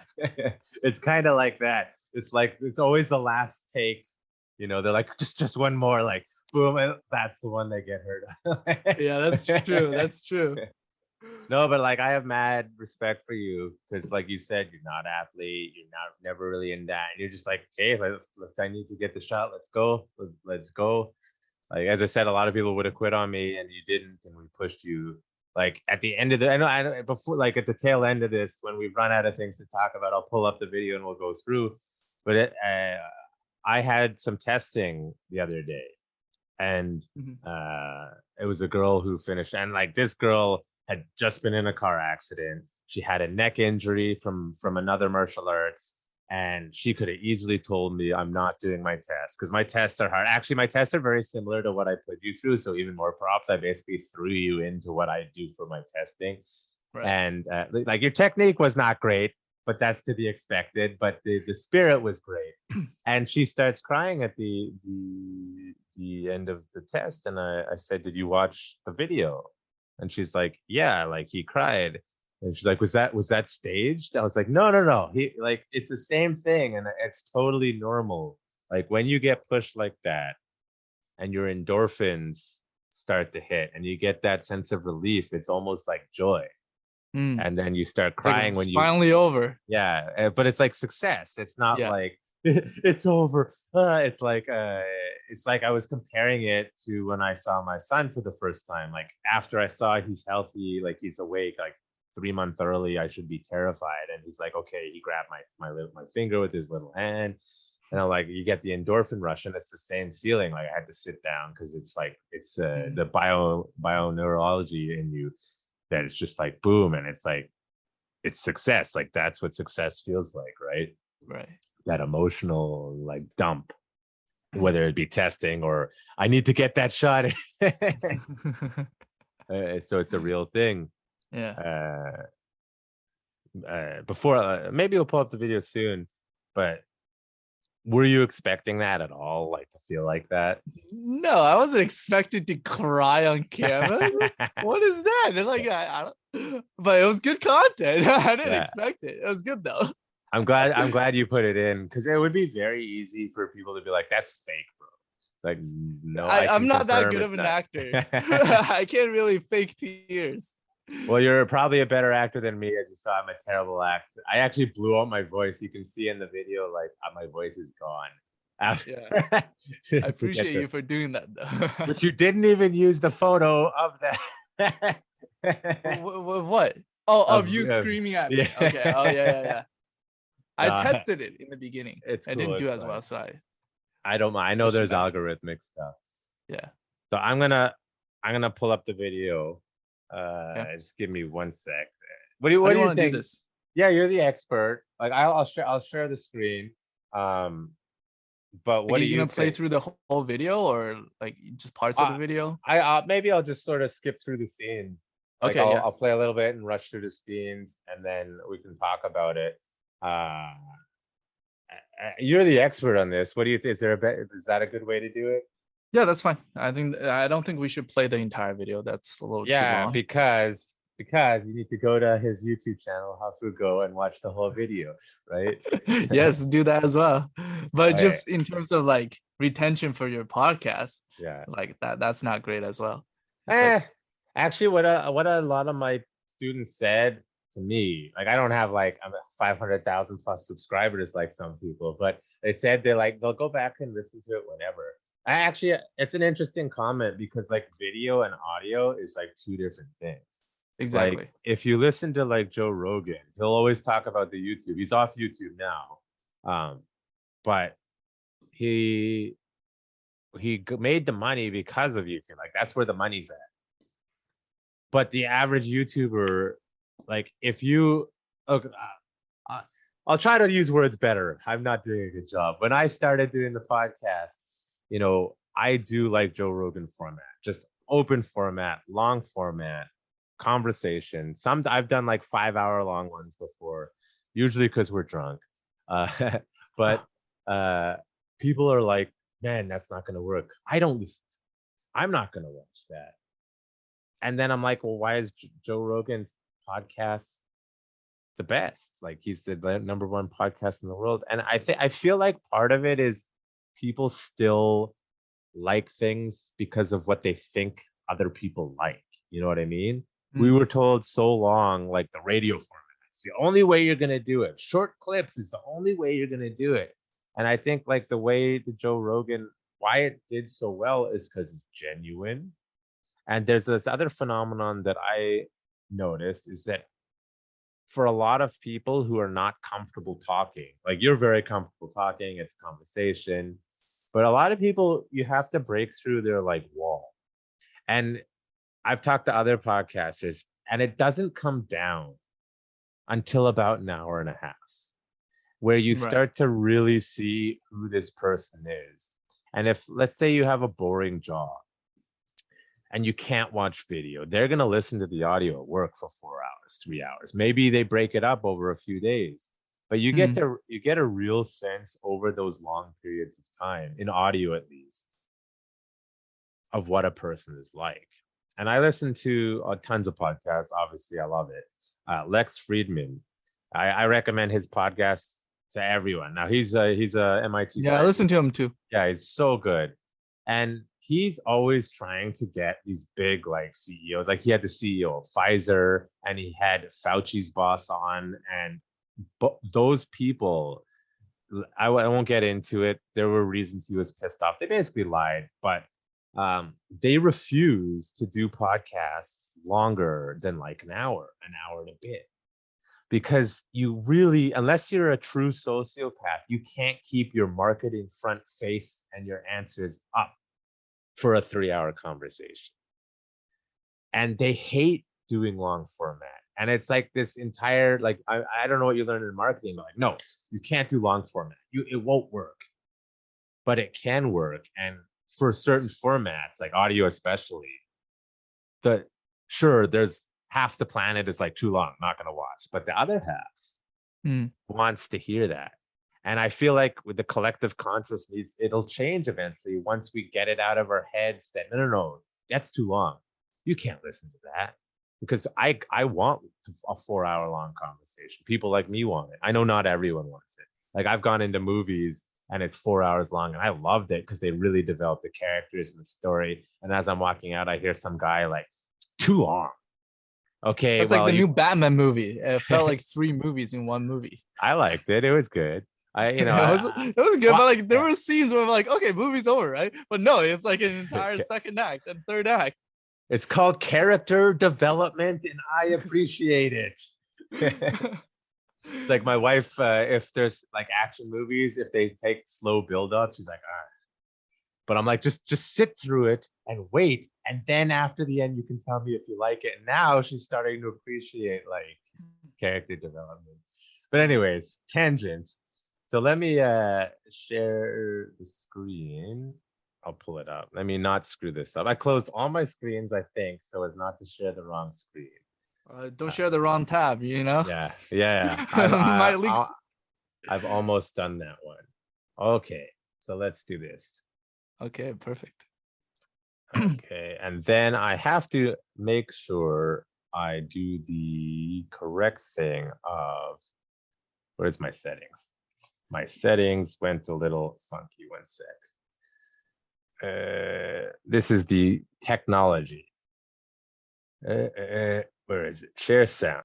That would be bad if I forgot to do that. Okay. Technical details. If you know how many have you ever been on a Zoom meeting and they don't know how to use it yet, even though they've been using it for like 7 months? And Dude, they're that's like, everyone. That's like how do you- anyone above the age of 30. Like that's them. I shit you not. I was doing a job that didn't pan out, and it was during the pandemic, and they switched to Zoom, and they were trying to use it, and they didn't know how to use Zoom properly, and it was driving me nuts. Anyways, so let's go through. So I'll just play a little bit of this first scene, and then I'll sort of fast forward it, and then we can talk about it. Give me 20. Sprint to that tree and come back. It's a little laggy. Do them again. It'll be fine on the record. You know what's in this. You were there. Go home. No, you signed up for this. Your life is mine. You're not a baby. Crawl properly. Where's the funny part? Yeah, there was a part that was really funny. Well, catch up. Catch up. No, you skipped over it. Don't let the young guy beat you. Go to his channel. How do you feel, Hafu? I can't think. I'm dead. So that was the first sort of military portion. You asked for this. It was not in the original itinerary. Right. You're like, I want to do a boot camp style thing. Yeah, because like we kind of had to reposition the video a little bit on the day of the shoot to make it more military than originally discussed. Yeah. Just because like I thought like the military packaging would get more views and more attention. That's why we did it. Yeah, but it was fun. It was fun. Yeah, I mean that part was not the hardest. It was the first exercise. Like it was harder than expected, but it wasn't too bad. Like I was able to get through it. Now, with that being said, that is a lot more close to what a military boot camp or test might look like, where they just have you doing these absolutely meaningless physical tasks. Right. If you had given me a bit more notice on that, I would 100% have gotten sandbags and had you running around with sandbags, because that's like super military. In Israel, they do these tests for special forces, and they'll take you for like 4 hours, and they literally like run there, come back, run there, come back, pick up this, run there, come back, like for an hour, and that's it. And they just want to see your attitude and if you keep pushing yourself and whatever. And I'm just like, I couldn't do it fast enough. That's why I didn't do that. Of that, what was the hardest part of that, from what you remember? Hardest part was probably just the running with the weights, running with the plates. The plate was a little hard to carry as well. So running with the plate was pretty hard.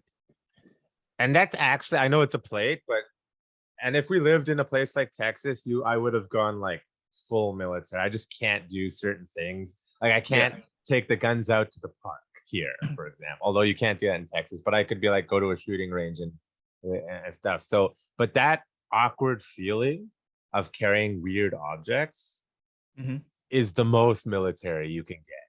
People don't think about it, but like when you're training just like fitness stuff, you're carrying like, okay, it's nicely seated on my back, it's weighted well, like I like how it feels. You're carrying fitness equipment that's ergonomic for that. In the military, it's you take this gear, needs to get there. Figure it out. Right. And so that awkward nature that you said was the hardest part is like the spirit of it is like super military. This is awkward. This is hard to carry. I don't want to carry it. So you did good. That's pretty unique insight. That's pretty cool. Yeah. That's the kind of stuff, like doing your research. It's hard to find out. Like it's from talking to people. The trick is, are they bullshitting or not? Because a lot of military guys, like I'm not the common person, then I'm going to tell you exactly how it is. A lot of people got mad at me in Israeli because they're like, no, you're supposed to hype it up all the time. And I'm like, I'll tell you how it is. So like that insight, you want that. You don't want the back in my day, like I was in Nam and like, embellishing the stories. You do get a lot of that from a lot of people. Yeah, you're a straight shooter. Yeah, it's good and bad. It helps in that. So the next, you labeled that as fitness test. So if you want to see Hafu sweat, and I apologize to all of the audio only people who are like, I don't know what's going on. So go to Hafu Go YouTube and you'll see the video. Let me pull up the next one. Hafugo. Hafu Go. First name, last name. I will put lots of links in it as well. Let me pull this back up. Okay. There we go. Make sure.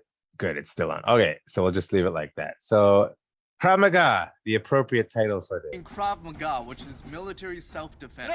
You got that right. Powerful. Awesome. 10 more. I'm already tired. No. The first one is kind of like here. Hey man, I need you to back off No groin, no Krav Maga. and move in. Oh yeah, this part was awesome. Watch. There you go. And it's literally a whole bunch of kicking people in the nuts. Yeah, I was surprised at how hard you kicked them. Yeah, it's for your camera. I was doing it for your camera. No, but like I in the beginning when I first saw that and you told me to do the kick on them, I was actually a little scared to hurt them. Like I didn't want to use the same power as you did. They knew what they were getting into. They were also paid to be there, so it's like they could take it. But I'm actually pretty nice about it in class. Like I don't kick people that hard because they're gonna be here all day. They're gonna be here days in the week. But if I'm demonstrating, like, and I want to make it count, I'm gonna kick people. They're wearing cups. Karch was wearing 2 cups, for example. And if you go train with some of the Israeli guys who are used to training the military guys, they'll just hit you. They don't care. But it's interesting. You think your balls get okay? Let me ask this question. Do your balls get harder as you get kicked more, or are you just desensitized to the pain? Well, I don't know if you've seen the video of those monks who train their nuts to be able to get kicked in the nuts. Some Shaolin monks do that. Maybe that's your next challenge. You should find it. that we actually have a video. I trained iron crotch for 7 days, but I can't finish the video yet because my leg broke. Your crotch isn't ready yet. No, but tell me, you've done like groin kicks for a long time. Well, here's the thing. So that is what I would call hard body training, where whatever the body part that you're doing, like Okinawan karate and Kyokushin karate spend a lot of time in hard body training. Krav Maga does not spend a lot of time in hard body training. And it usually takes about 3 to 5 years on a given body part of training it by hitting, rice. You did some of that training and moving your way up to sand and all that. It's about 5 years on that body part to get it to the point where you need to get it. And Krav Maga's approach is we don't have time for that. Like I'll tell my students about that. I do a little bit of hard body training for the shin checks because people whine so much. I'm like, oh, okay, you're gonna whine, and then we take out like the movie The Accountant. We take out the sticks and we rub their shins. So is it you're becoming desensitized to the pain, or your body part is becoming like harder? A little bit of both. So with the nuts, I'm guessing that your body's just like, we don't need these anymore. Turn it off. So I think you should have kids first. I'm guessing with your bones, it's a little bit of desensitizing the nerves, but it's a lot of slowly over time, your bones become denser. So you get what's called microfractures, and your bones are porous like a sponge almost. And as you do hard body training, those pores start to fill up more and more and more. For example, if you can see in the video, like my 2 big knuckles, it's honestly from just being an angry teen punching shit that I shouldn't have punched. And over time, they start to calcify. So I can punch pretty hard with this one, not because I was an angry teen. That's the answer to that. Not because of hard You ever body punch training. walls? Yeah, when I was a kid, yeah, I would get angry, Okay. punch shit. I had to replace a hole in my wall. That's the whole. I've talked a lot about my mental health and stuff in the past. So people can go back to old episodes to listen to that stuff. Nice. But that's from a Krav Maga perspective. I tell people, if you really can't handle it, wear more cups, because I'm not here to train your nuts for this. Now, no Krav Maga, or no groin, no Krav Maga is true. That's why I wanted to make sure we did that. And it's also, hilarious. But it's only a small part of what we do. But Yeah. it's a very important aspect of that. Yeah. I do want to go back to what you said, though, that you were nervous to hit them. Why do you think that is? Because I didn't want to hurt them. But we're ready for it. Why though? What do you mean why? Like, I don't know. It's just like why would I want to hurt somebody? Well, if this is totally common. This happens a lot with students. I don't want to hurt them. You're going into a situation where you actually have permission to hurt them. So why is There's still a the lot of hesitation? situations where you have permission, but once you actually do the thing, like obviously they get mad still. Like, let's say your girlfriend says, "Oh, you can see other girls," and then you actually go see other girls. She will definitely get mad at you. But that's a trap, and we all know it's a trap. Versus, hey, kick him in the nuts. It's totally fine. He's How got do a I know cup. that's not a trap? That's How do I true. know I'm not gonna get kicked too? That's true. So then you're like more of a cautionary. You're like not quite sure in the situation if we're screwing with you or not. Okay, can kick I him in think the that nuts. that was a small part of it. The other Yeah. part is just like genuinely, I know how much it hurts, so I didn't Yeah. want to make them experience a pain. So what you're saying is you're a nice person. Yeah, that's what I'm saying, pretty much. Now, I'm if a you nice ever, guy. I'm too nice. I've trained, I teach teens sometimes, and or preteens, and if you're like the 10-year-old girl, it's like, I want you to kick me in the nuts. Wear 3 cups, because they're like, I can do that. Yeah. Wham! So you're like, oh shit, I've learned my lesson. If you're teaching kids between 8 to 12, they don't have that filter. You kick me in the groin. They're like, yeah, I have permission. They're like, boom. So you wear the No, cups. honestly, a lot of times I reflect on my life, and I wish I could go back to the little Hafu, because there was so few filters. You just did whatever you wanted, said whatever you wanted, and it was the most purest expression of yourself.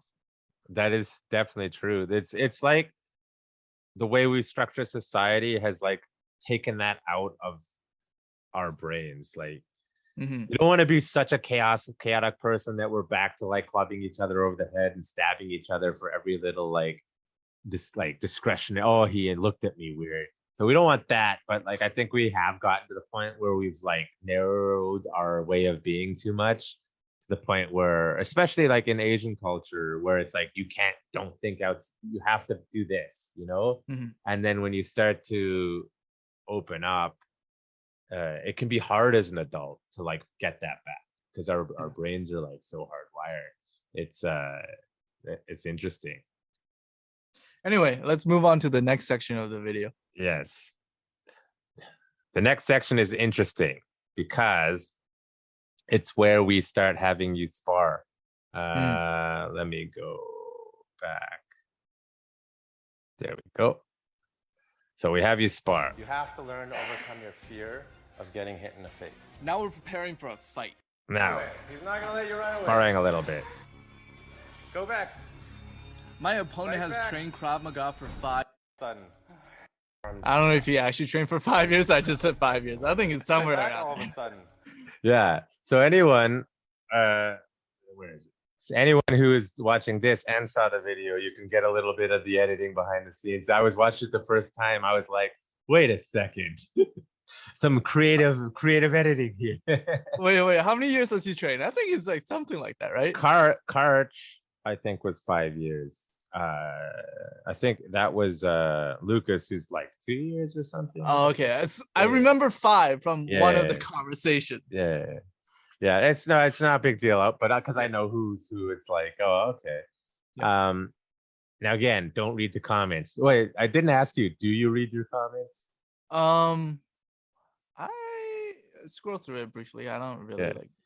Yeah. So the one of the most negative, I would hardly even call it negative. Was like, why are you running away? Right. And in the first videos, you were running away a lot. Yeah.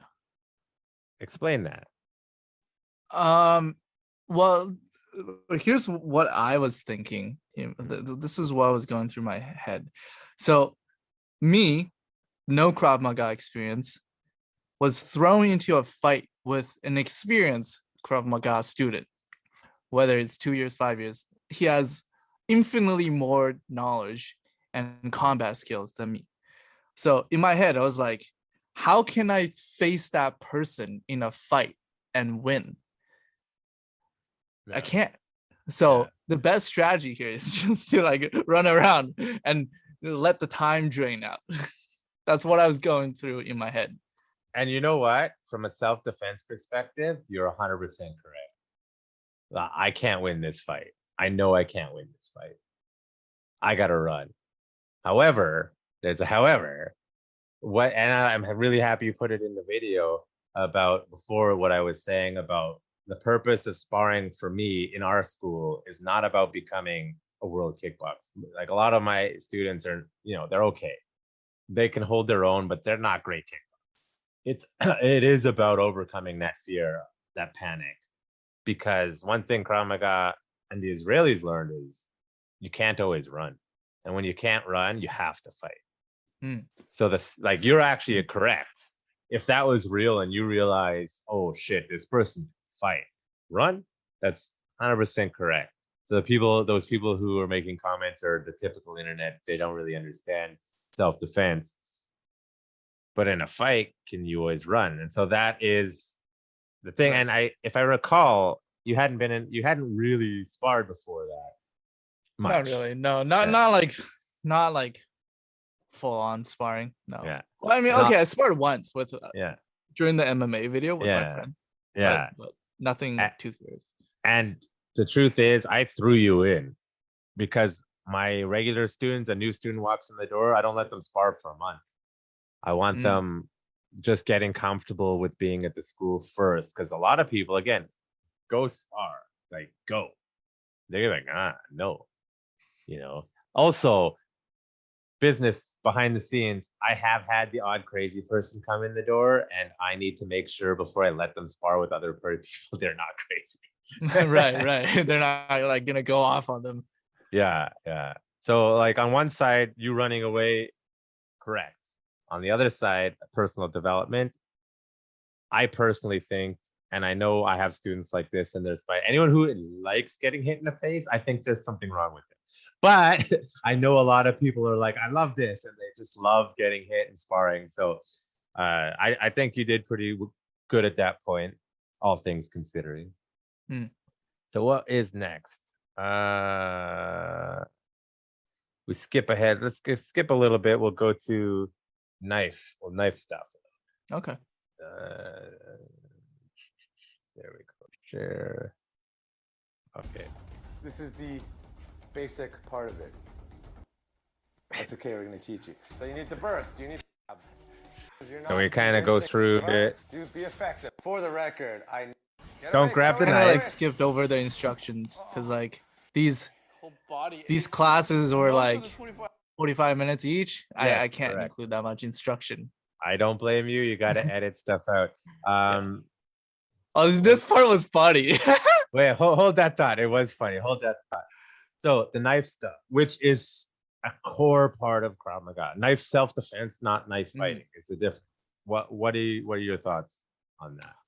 It was very cool. It was the first time I've ever learned any like weapon disarm.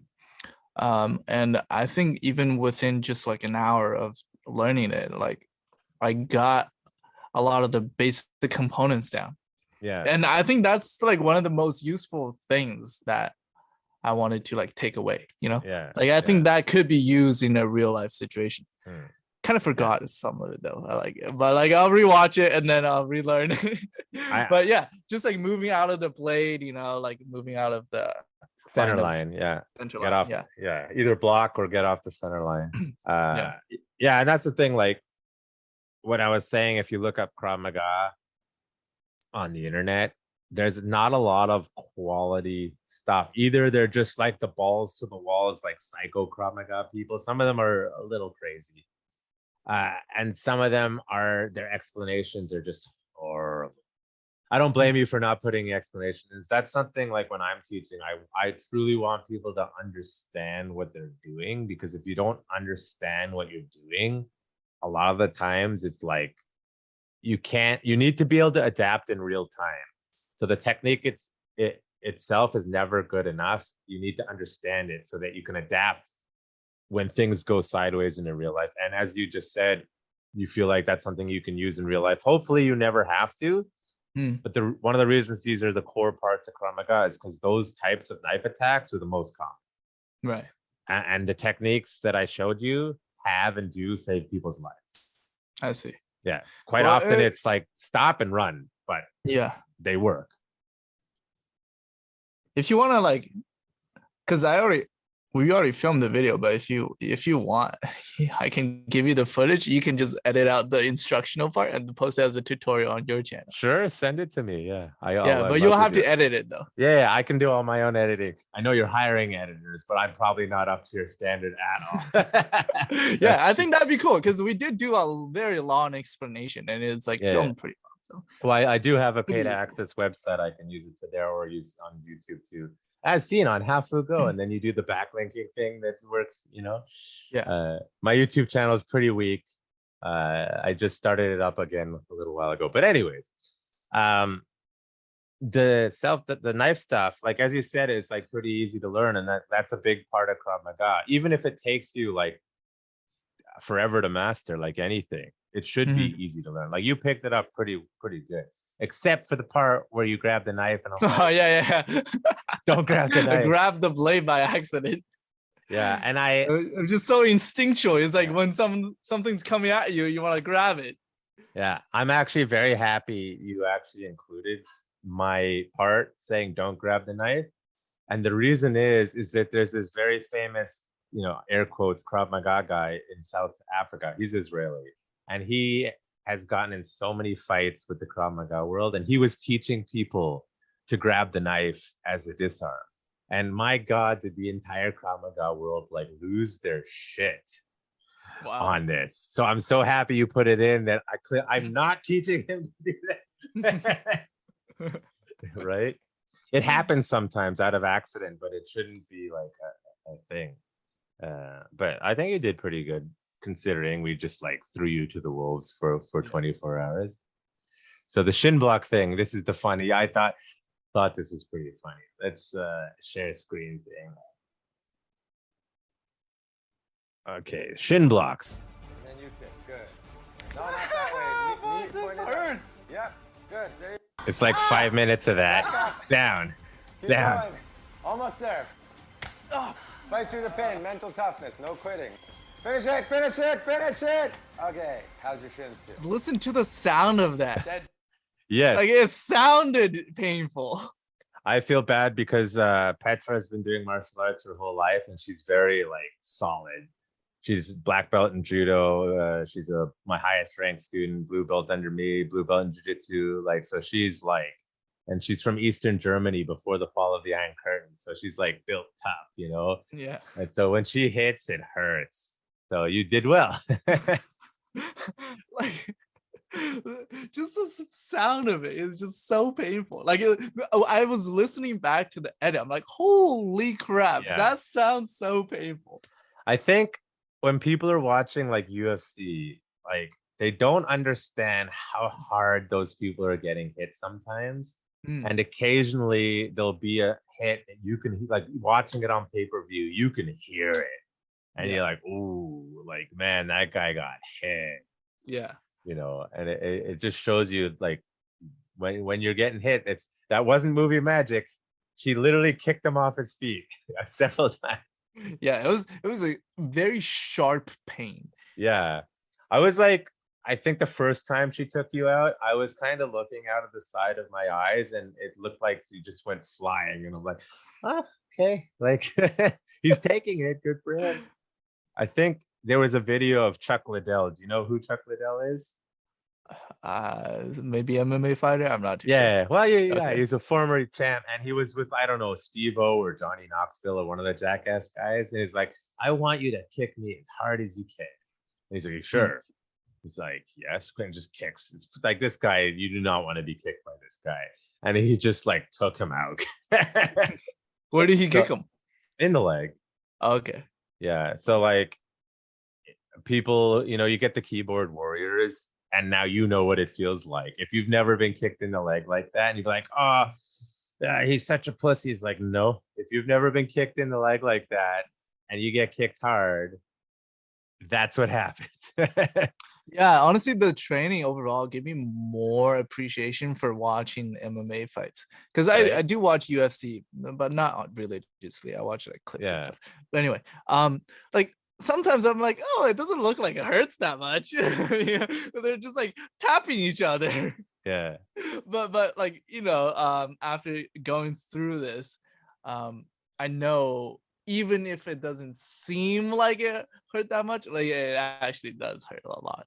Yeah, it's like when they go down grapple and the average fan is like, stand them back up. And I'm I love when that. they're grappling, I'm like, why are they just hugging each other? Yeah, and if I'm there, I'll be like, I haven't been able to go to a bar since before COVID and watch it, but I'm like, oh my God, do you understand how technical this is? Like, and I'm calling it out.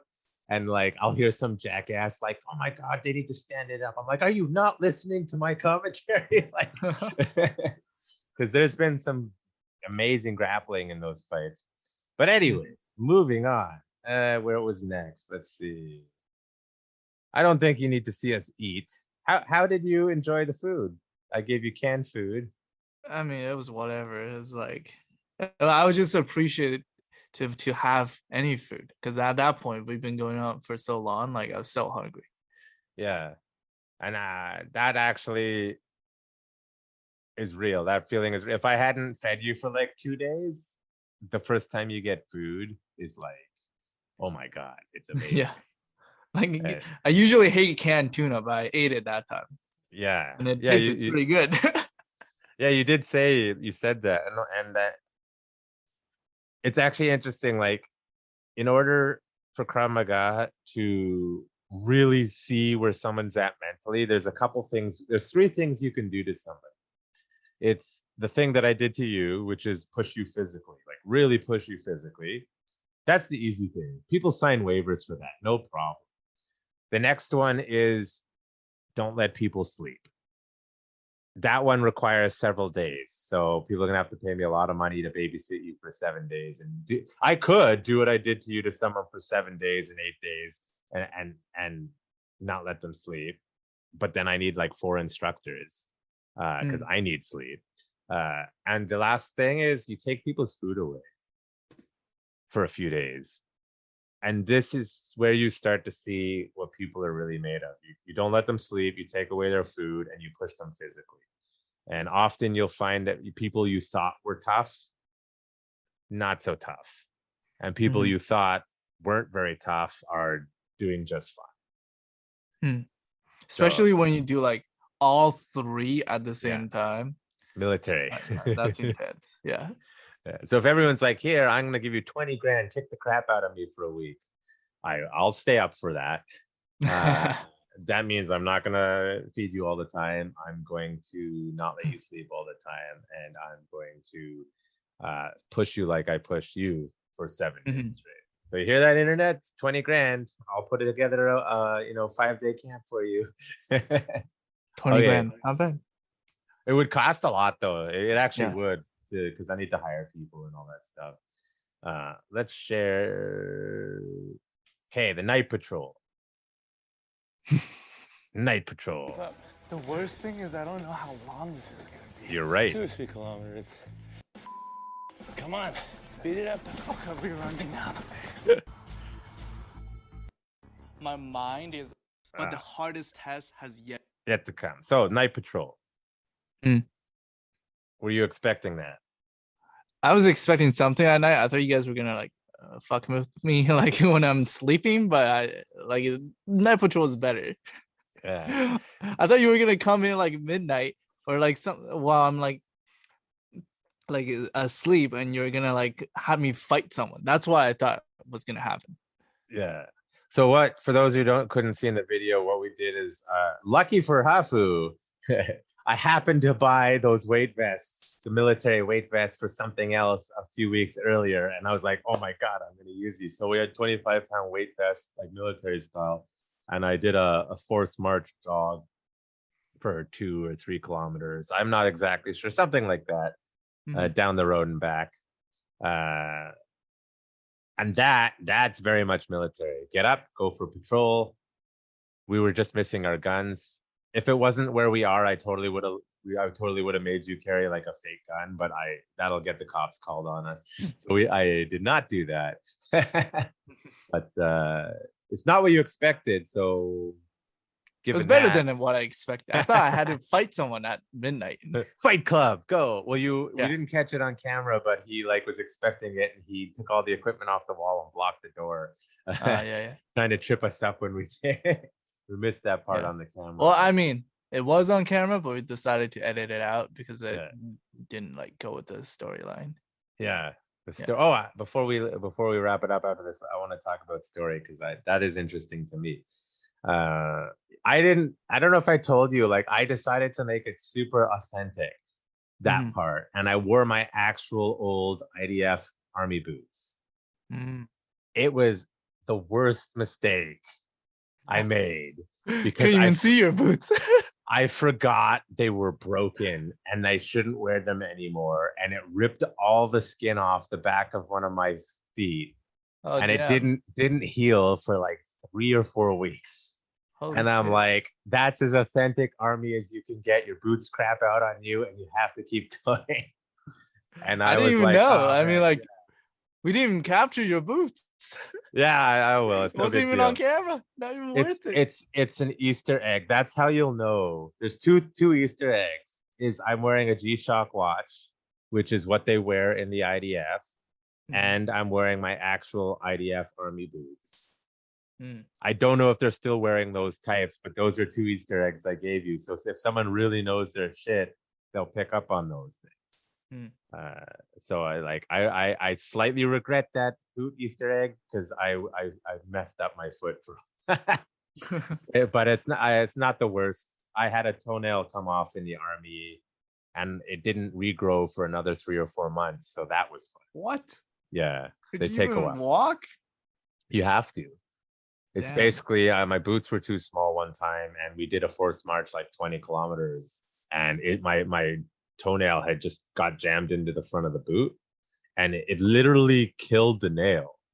Damn. And then what happened for the next like 3 or 4 months, like the new nail was growing underneath it, all while I'm in the army and still needing to wear boots.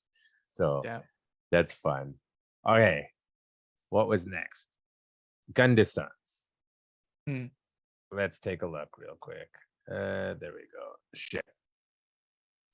Gun disarm is the last skill I'm learning. So you go like this with your L to move it. My other hand comes underneath and I turn it towards them. Hostage take. Do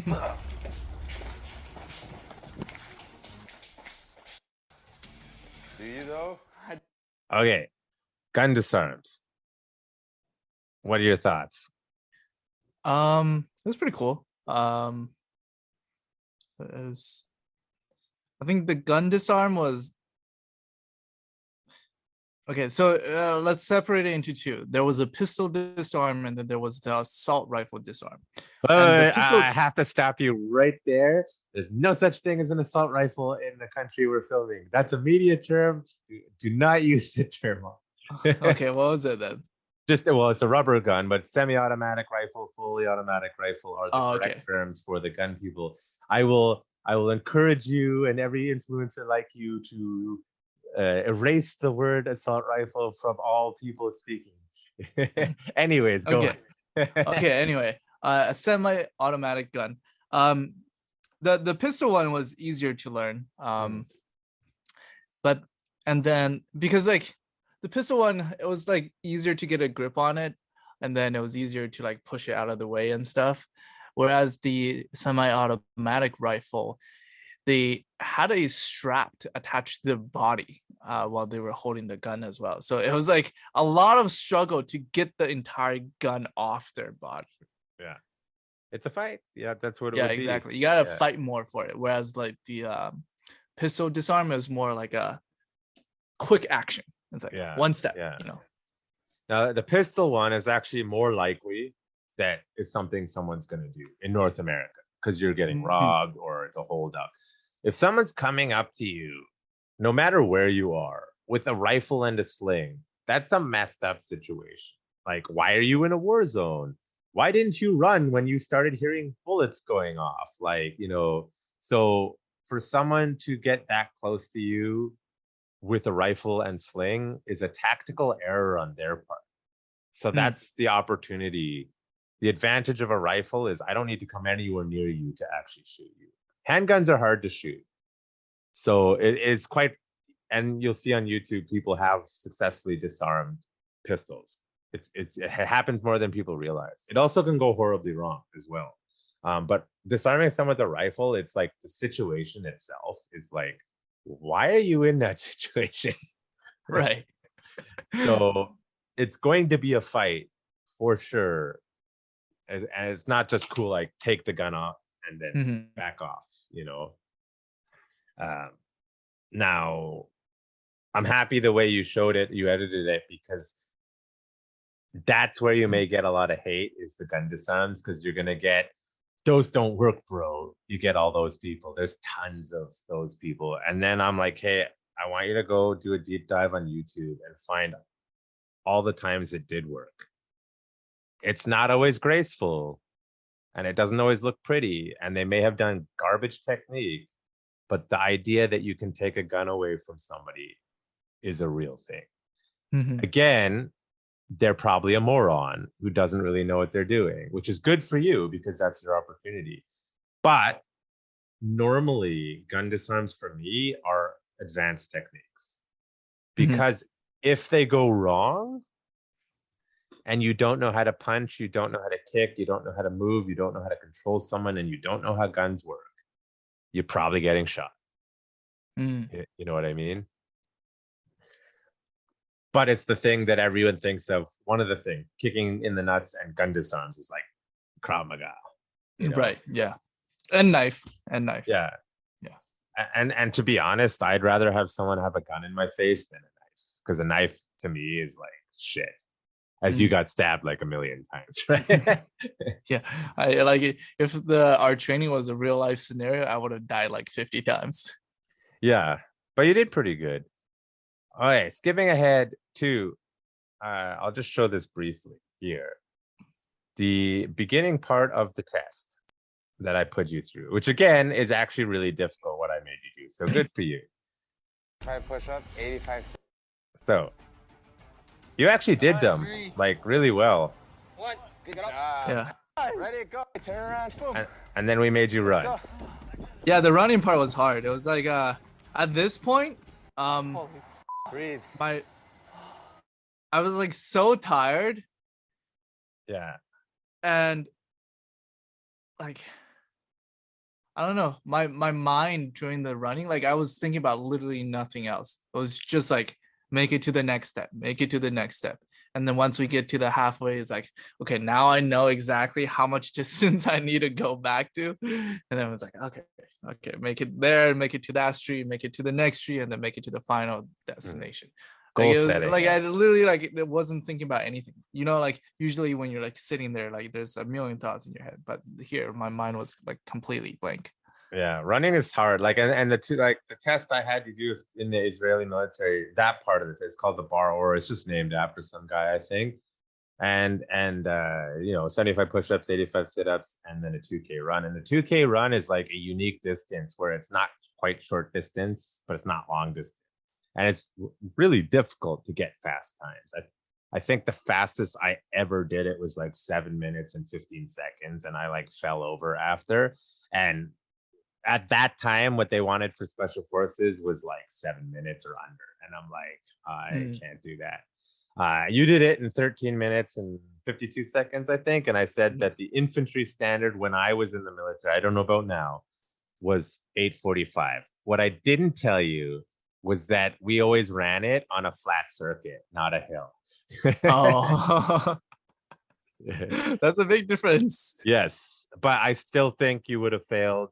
They probably would have added on a few minutes. Yeah, probably. But the 2K run is something that you just practice. And what I tell people back to that fitness thing is, you're in shape for you. It doesn't have to be fast, but that you can get up and comfortably run a 2K run. And if you can get up and comfortably run a 2K run, you're probably in reasonable shape, like in a good place fitness wise. So considering what we just put you through, that was actually pretty. Yeah, it was a lot after like the whole day of training. Yeah. Oh, yeah. And no sleep. The sleep is the most important part, I feel like, especially because like when I don't sleep, I get tired way more easily. Yeah. And well, I mean, isn't that how sleep works? I don't know. Some people sleep like 4 hours, but I need my 8-hour beauty sleep. Some people are freaks and have a specific gene that allows them to sleep like that. I need like 8 to 10 hours some days. It's like I cannot go without sleep. I mean, I can. I take them. Of course I can. I did it in the military, but I have not had. Okay, phase 2 of the test. Man, you wanted the time though. Oh, this was the coolest part for me, I think. Yeah. Shit, I'm gonna die. You did die, but you did well. You did well. Get up, get up, get up. There you go. What do you do? Get up.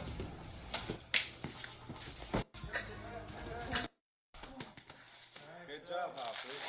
So, for those who couldn't see, basically, we call it the circle. Well, officially, I call it the circle of power. All my students call it the circle of death. And we put you through 10 minutes. No, 5 minutes, 10 minutes. I can't remember. It was 10 minutes. 10 minutes. Okay. So that's actually what I do on my tests is 10 minutes usually. So again, most people would have quit on me. And you did well. We put you through all the techniques that we showed you. So I had one student who wasn't there for part of it, and he attacked you with something you hadn't learned. I was like, that doesn't count. Yeah. So basically, I was surrounded by like how many people? 6 or 7 people. Yeah, 6 or 7 big men. And there were some women. Oh, and no, 2 women. Right? Yeah. 2 women. Okay, yeah. 6 or 7 people. And then I basically had to defend them one at a time. And they would be attacking me using techniques we learned throughout the training, right? And there was like a couple of things I had to be aware of. One, I had to be aware of like the entire circle because I'd never know who's attacking me. So I needed that situational awareness. And the second thing is like, I literally just learned all these techniques. I haven't even gone like, like it hasn't even been 24 hours. So I need to like instantly be able to process and remember how to defend against each attack. Yeah. So that's the second struggle there. Yeah. And that circle or variations of it is very common in Krav Maga, especially for military application. It's to simulate like the absolute worst, like movie-like oh shit situation where they just keep coming and you can't run and you have to fight and you got to stay alive. But it's cool though. It's cool. It's like the coolest part, you know, like when people, it's like the 2 main characters are like back to back and they're like surrounded by like a circle of enemies. That's what it felt like. Yeah. And that's kind of what it's supposed to feel like. And I'll tell you, like, again, I'm very impressed with you. I can't stress that enough because I take like super athletes and put them through that. And for them, a lot of people who are not used to being pushed to their limits, they have a hard time because they're never really struggling, and then when you finally make them struggle, they start to fall apart. And like that's what it's for, is I want to push you to your limits where you don't want to continue, but you have to survive, right? That's what it's really about. And that's like in many ways, it's like a core of proper self-defense. I can teach you all the techniques in the world, but if you can't push yourself, how are you going to deal with the adrenaline dump? How are you going to deal with two attackers? You know, so you did good. And then where is it? The last part was back to sparring. So after we just beat the crap out of you all day, and we had put you through sparring already, after all that, you get to spar again. Let me see. Round 1. Here we go. So I put you up against a big old guy, yellow belt. Popped you hard there.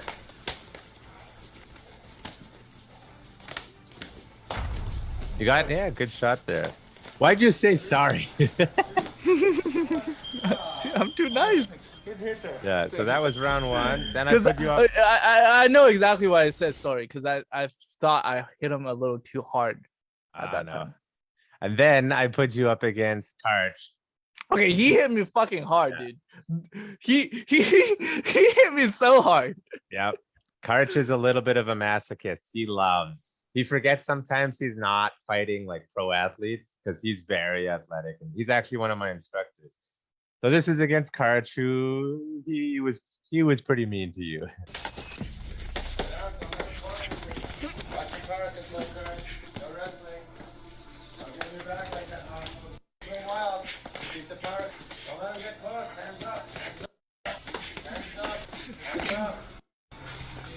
And the nice music crescendo.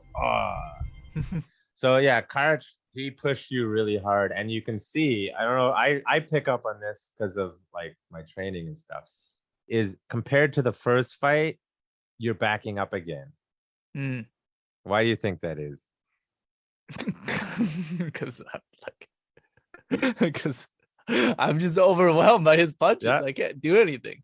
Yeah, no, that's totally normal. It's like that's where the training comes. If you train enough, you can overcome that panic. But he was being mean. I know he was being because that's him. So the fact that you still were willing to throw punches periodically, again, is very good. And then you took him down there. That was pretty good. That sums up that round. Yeah, I got angry at the end. Yeah, good. That's normal. And then it's me.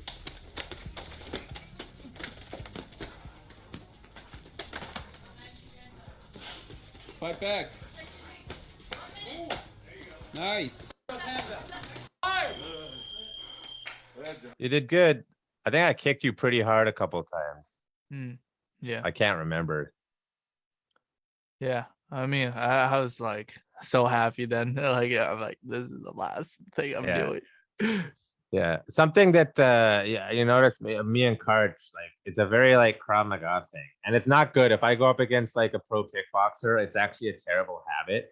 Is the Krav Maga thing is we just keep going forward. You just keep walking forward. Because in self-defense, you want to like, you got to put the pressure on. So like, you hit me, I don't care. I walk forward, right? I was being nicer to you than Karch, I will just tell you. Yeah, you were. I could notice that. Yeah. Because I'm like, hard hit, light, move around, let him catch his breath back. I want to see also if you're gonna start fighting back. Like, are you gonna flip the switch and put the pressure back on me? Yeah, I think you give me a little bit more space than Karch did. Yeah. Well, he was just going. Yeah. Because if I go like full Kyokushin, where I'm just like boom, boom, boom, like you've already been beat up enough. I don't want to do that. With that being said, if you go train with some of the Israeli guys, they don't care. Yeah.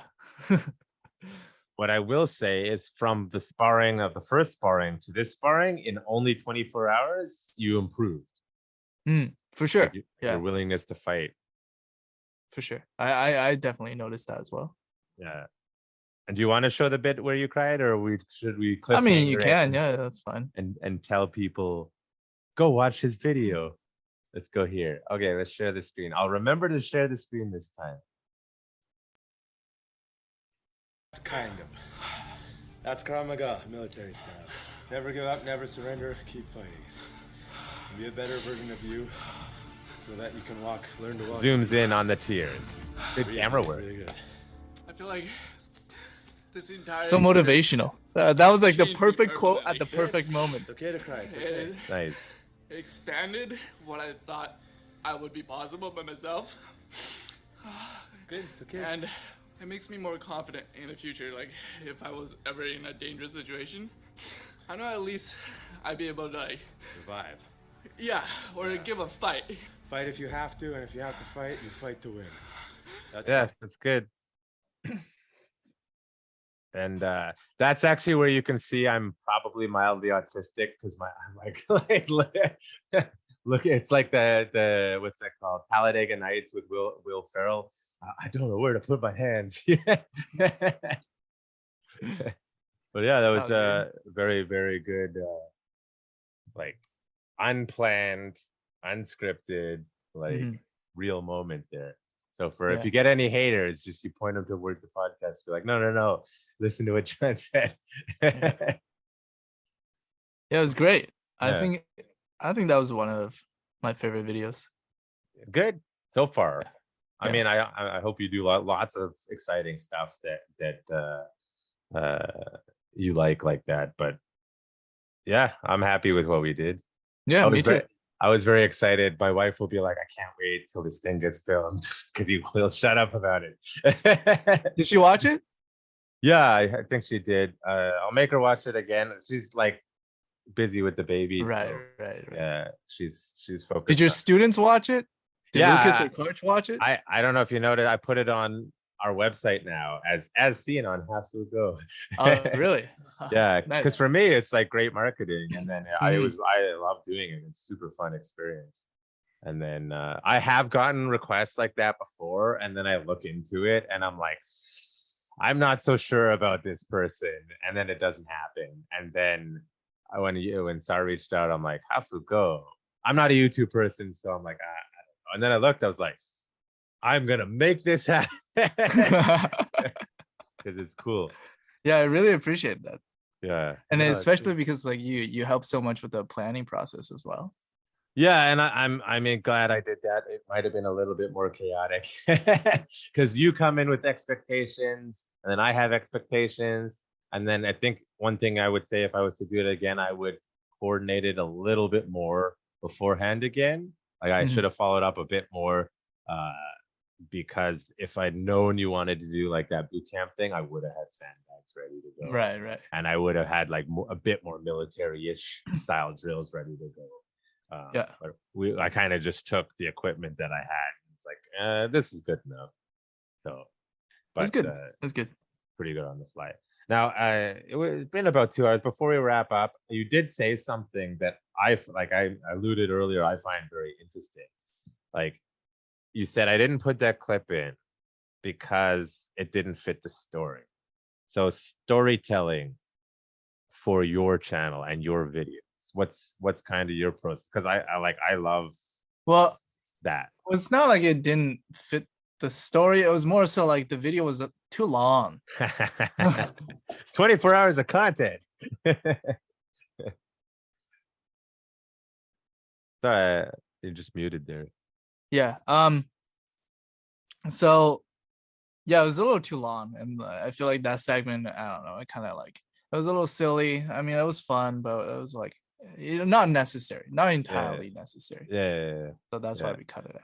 So yeah, I don't take any offense to it. I'm just curious because like the storytelling process to me, the more I watch Netflix. I guess it's not ironic. It makes sense.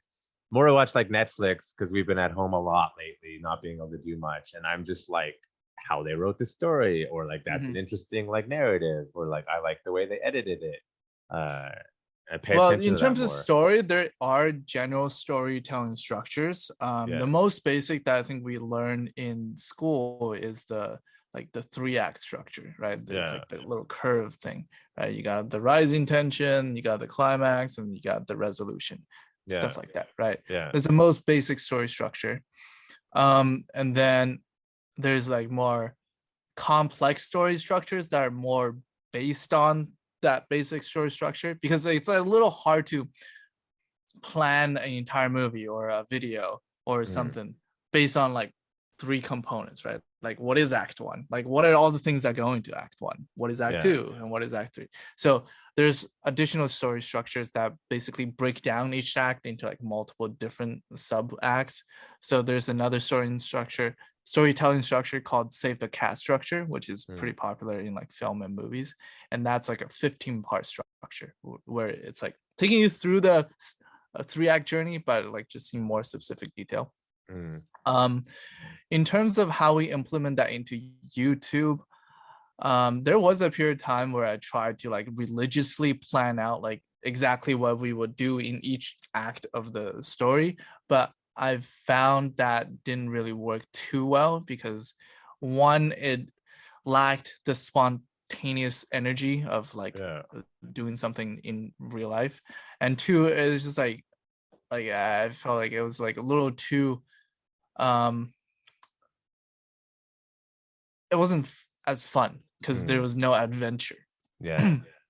I only did that for like 2 or 3 videos. Yeah. But so now what we do is like we plan out generally, it's like what are the activities we want to hit, or like what are the certain points we want to hit, and then most of the storytelling would come in the editing process. So we would still try to follow that story structure in editing, but in filming we would just let the real world play out. Yeah, that makes sense because like you really, I mean, you kind of know what you were getting up to with me, but you really didn't know. So like if you plan too much and then none of the footage works, it's like how do you tell that story? Which I think like I was trying to tell someone this, they wanted to shoot something in a certain way, and I'm not like I know basic stuff, and I was like, have you ever edited a video to them? And they're like, no, it doesn't matter. I'm like, because in order to do it, you need to understand the editing in order to like understand how the filming goes. So for you, because you understand when you're filming, like this for me too, when I film stuff, it's like I'm filming, and I'm like, oh, I can't edit it like that, so I have to do it, or I'm like, I understand how the editing works, so I'm like, oh, I'll just fix it later, right? Would you say like that the editing aspects is almost one of the most important things, or? Yeah, for sure. I mean, like when I'm filming, I would also think about where this part of the video would go into the edit. One very unique thing about YouTubers is that a lot of people think we're really good at talking, right? Because like everything is just so smooth. There's no buts, no ums, no spaces. It just flows. But a lot of that is because we edit out the ums, buts, and spaces. Yeah. And one unique talking feature of YouTubers is because we're able to do a lot of jump cuts. Yeah. Sometimes if I mess up a sentence, it's like, let's say, today I'm here with John or whatever, and we're training Krav Maga. And let's say I notice I mess up. It's like, today I'm here, and I notice I mess up there. I would just like, today I'm here, pause, and I would literally just restart the sentence from the beginning again, because I know in editing, it's better if I say the sentence entirely. Yeah. So we can edit out the previous parts. Yeah. So like I would sometimes pause halfway and then through a sentence and then just re-say the sentence. Yeah. And I thought like I've been on an extra on film sets and other stuff, and I understand, like, again, very loosely and understand the process. And yeah, I would say you like did a very good job. Like it was easy to work with you, and like you understood, and we went with the flow, and it did certainly make it super fun for sure. So like it's plus you're a nice guy. It was fun to work with you, and Sarah's really cool too. Thank you as well. Yeah, you're very nice as well. It depends who you ask. You either get fuck that guy that he's an asshole, or like, oh, he's so nice. It really depends. I think we meshed well because I would say I'm pretty like straightforward as well. So like both of us are just say how it is. So I like that. Good.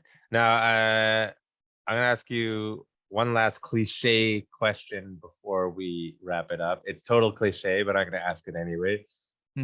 What advice do you have for any aspiring YouTubers, or like important points? Just do it. Just do it. Hey, cliche question, cliche answer. No, I'll get more specific. What advice? I think I don't think okay, my advice is I think your first 20 videos are gonna be bad. That's my advice. But you must make those first 20 videos. That makes sense. So you like no matter what, you need to get through those 20 videos. And after that, you can like seek views or whatever. But like in the beginning, I would say the main tip is just learn the skills necessary to make an interesting video. And that usually requires around like 20 videos to get like somewhat decent. Yeah, I think that's I hilarious that you say that, because I'm not going to name names. Someone maybe that I'm married to during the pandemic wanted to do some videos, and I am not OCD, and I don't know, maybe they are. And so in the editing process, I don't like how you edit. Why do we have no views? I'm like, we released like 3 videos. Like, give it some time. So I think that Well, I like in the beginning, I don't even think you should look for views because yeah, I don't think your video would deserve views. right? In Probably a not. sense. Like because like I mean, there's more technical stuff we can get into. Is like, okay, Yeah. we could make in the beginning to grow our YouTube channel, you should probably make search-based content because it's probably not going to get browsed or Yeah. suggested because your Yeah. video probably sucks. So you Yeah. make search-based content with a decent search volume, and then after that, you would make like browse-based content within the same niche. Yeah. But anyway, Yeah. but I would say before you even think about all the analytics stuff and growing views, I think you need to be competent in editing, filming, scripting, and all that. So what you're saying is I was right and my other half was wrong. Yeah, probably. Yeah, I mean that's usually the way it is, right? You're always right. Yeah. I'm teasing. And it's like, well, for me, like doing this podcast, when it starts to feel like too much work, I break. And when it's fun again, I start it up again. I don't know if that's for you, like, but you probably make way more money doing it than I do. I just do it for fun personally. I don't think I can do that anymore. I mean, I used to be like that, Yeah. but now like I'm looking to expand and hire more Yeah. people. And if I take a break, then they don't have anything to work Game on. over, So man. that Yeah, doesn't no, work. But good for you, like to get to that point. That's like amazing. Like that's Yeah. hard to do that. So that's amazing that you're at that point.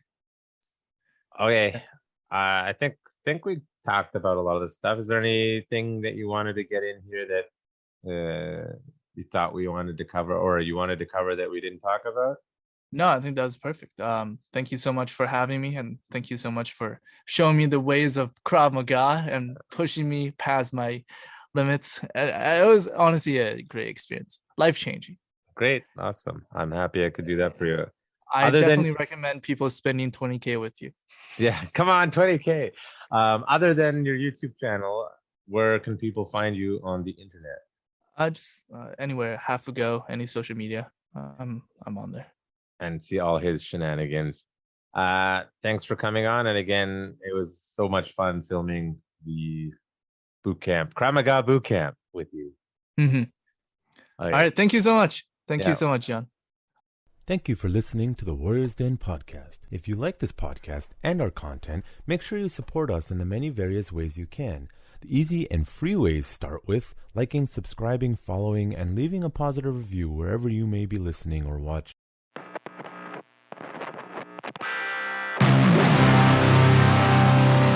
You're listening to The Warriors Day.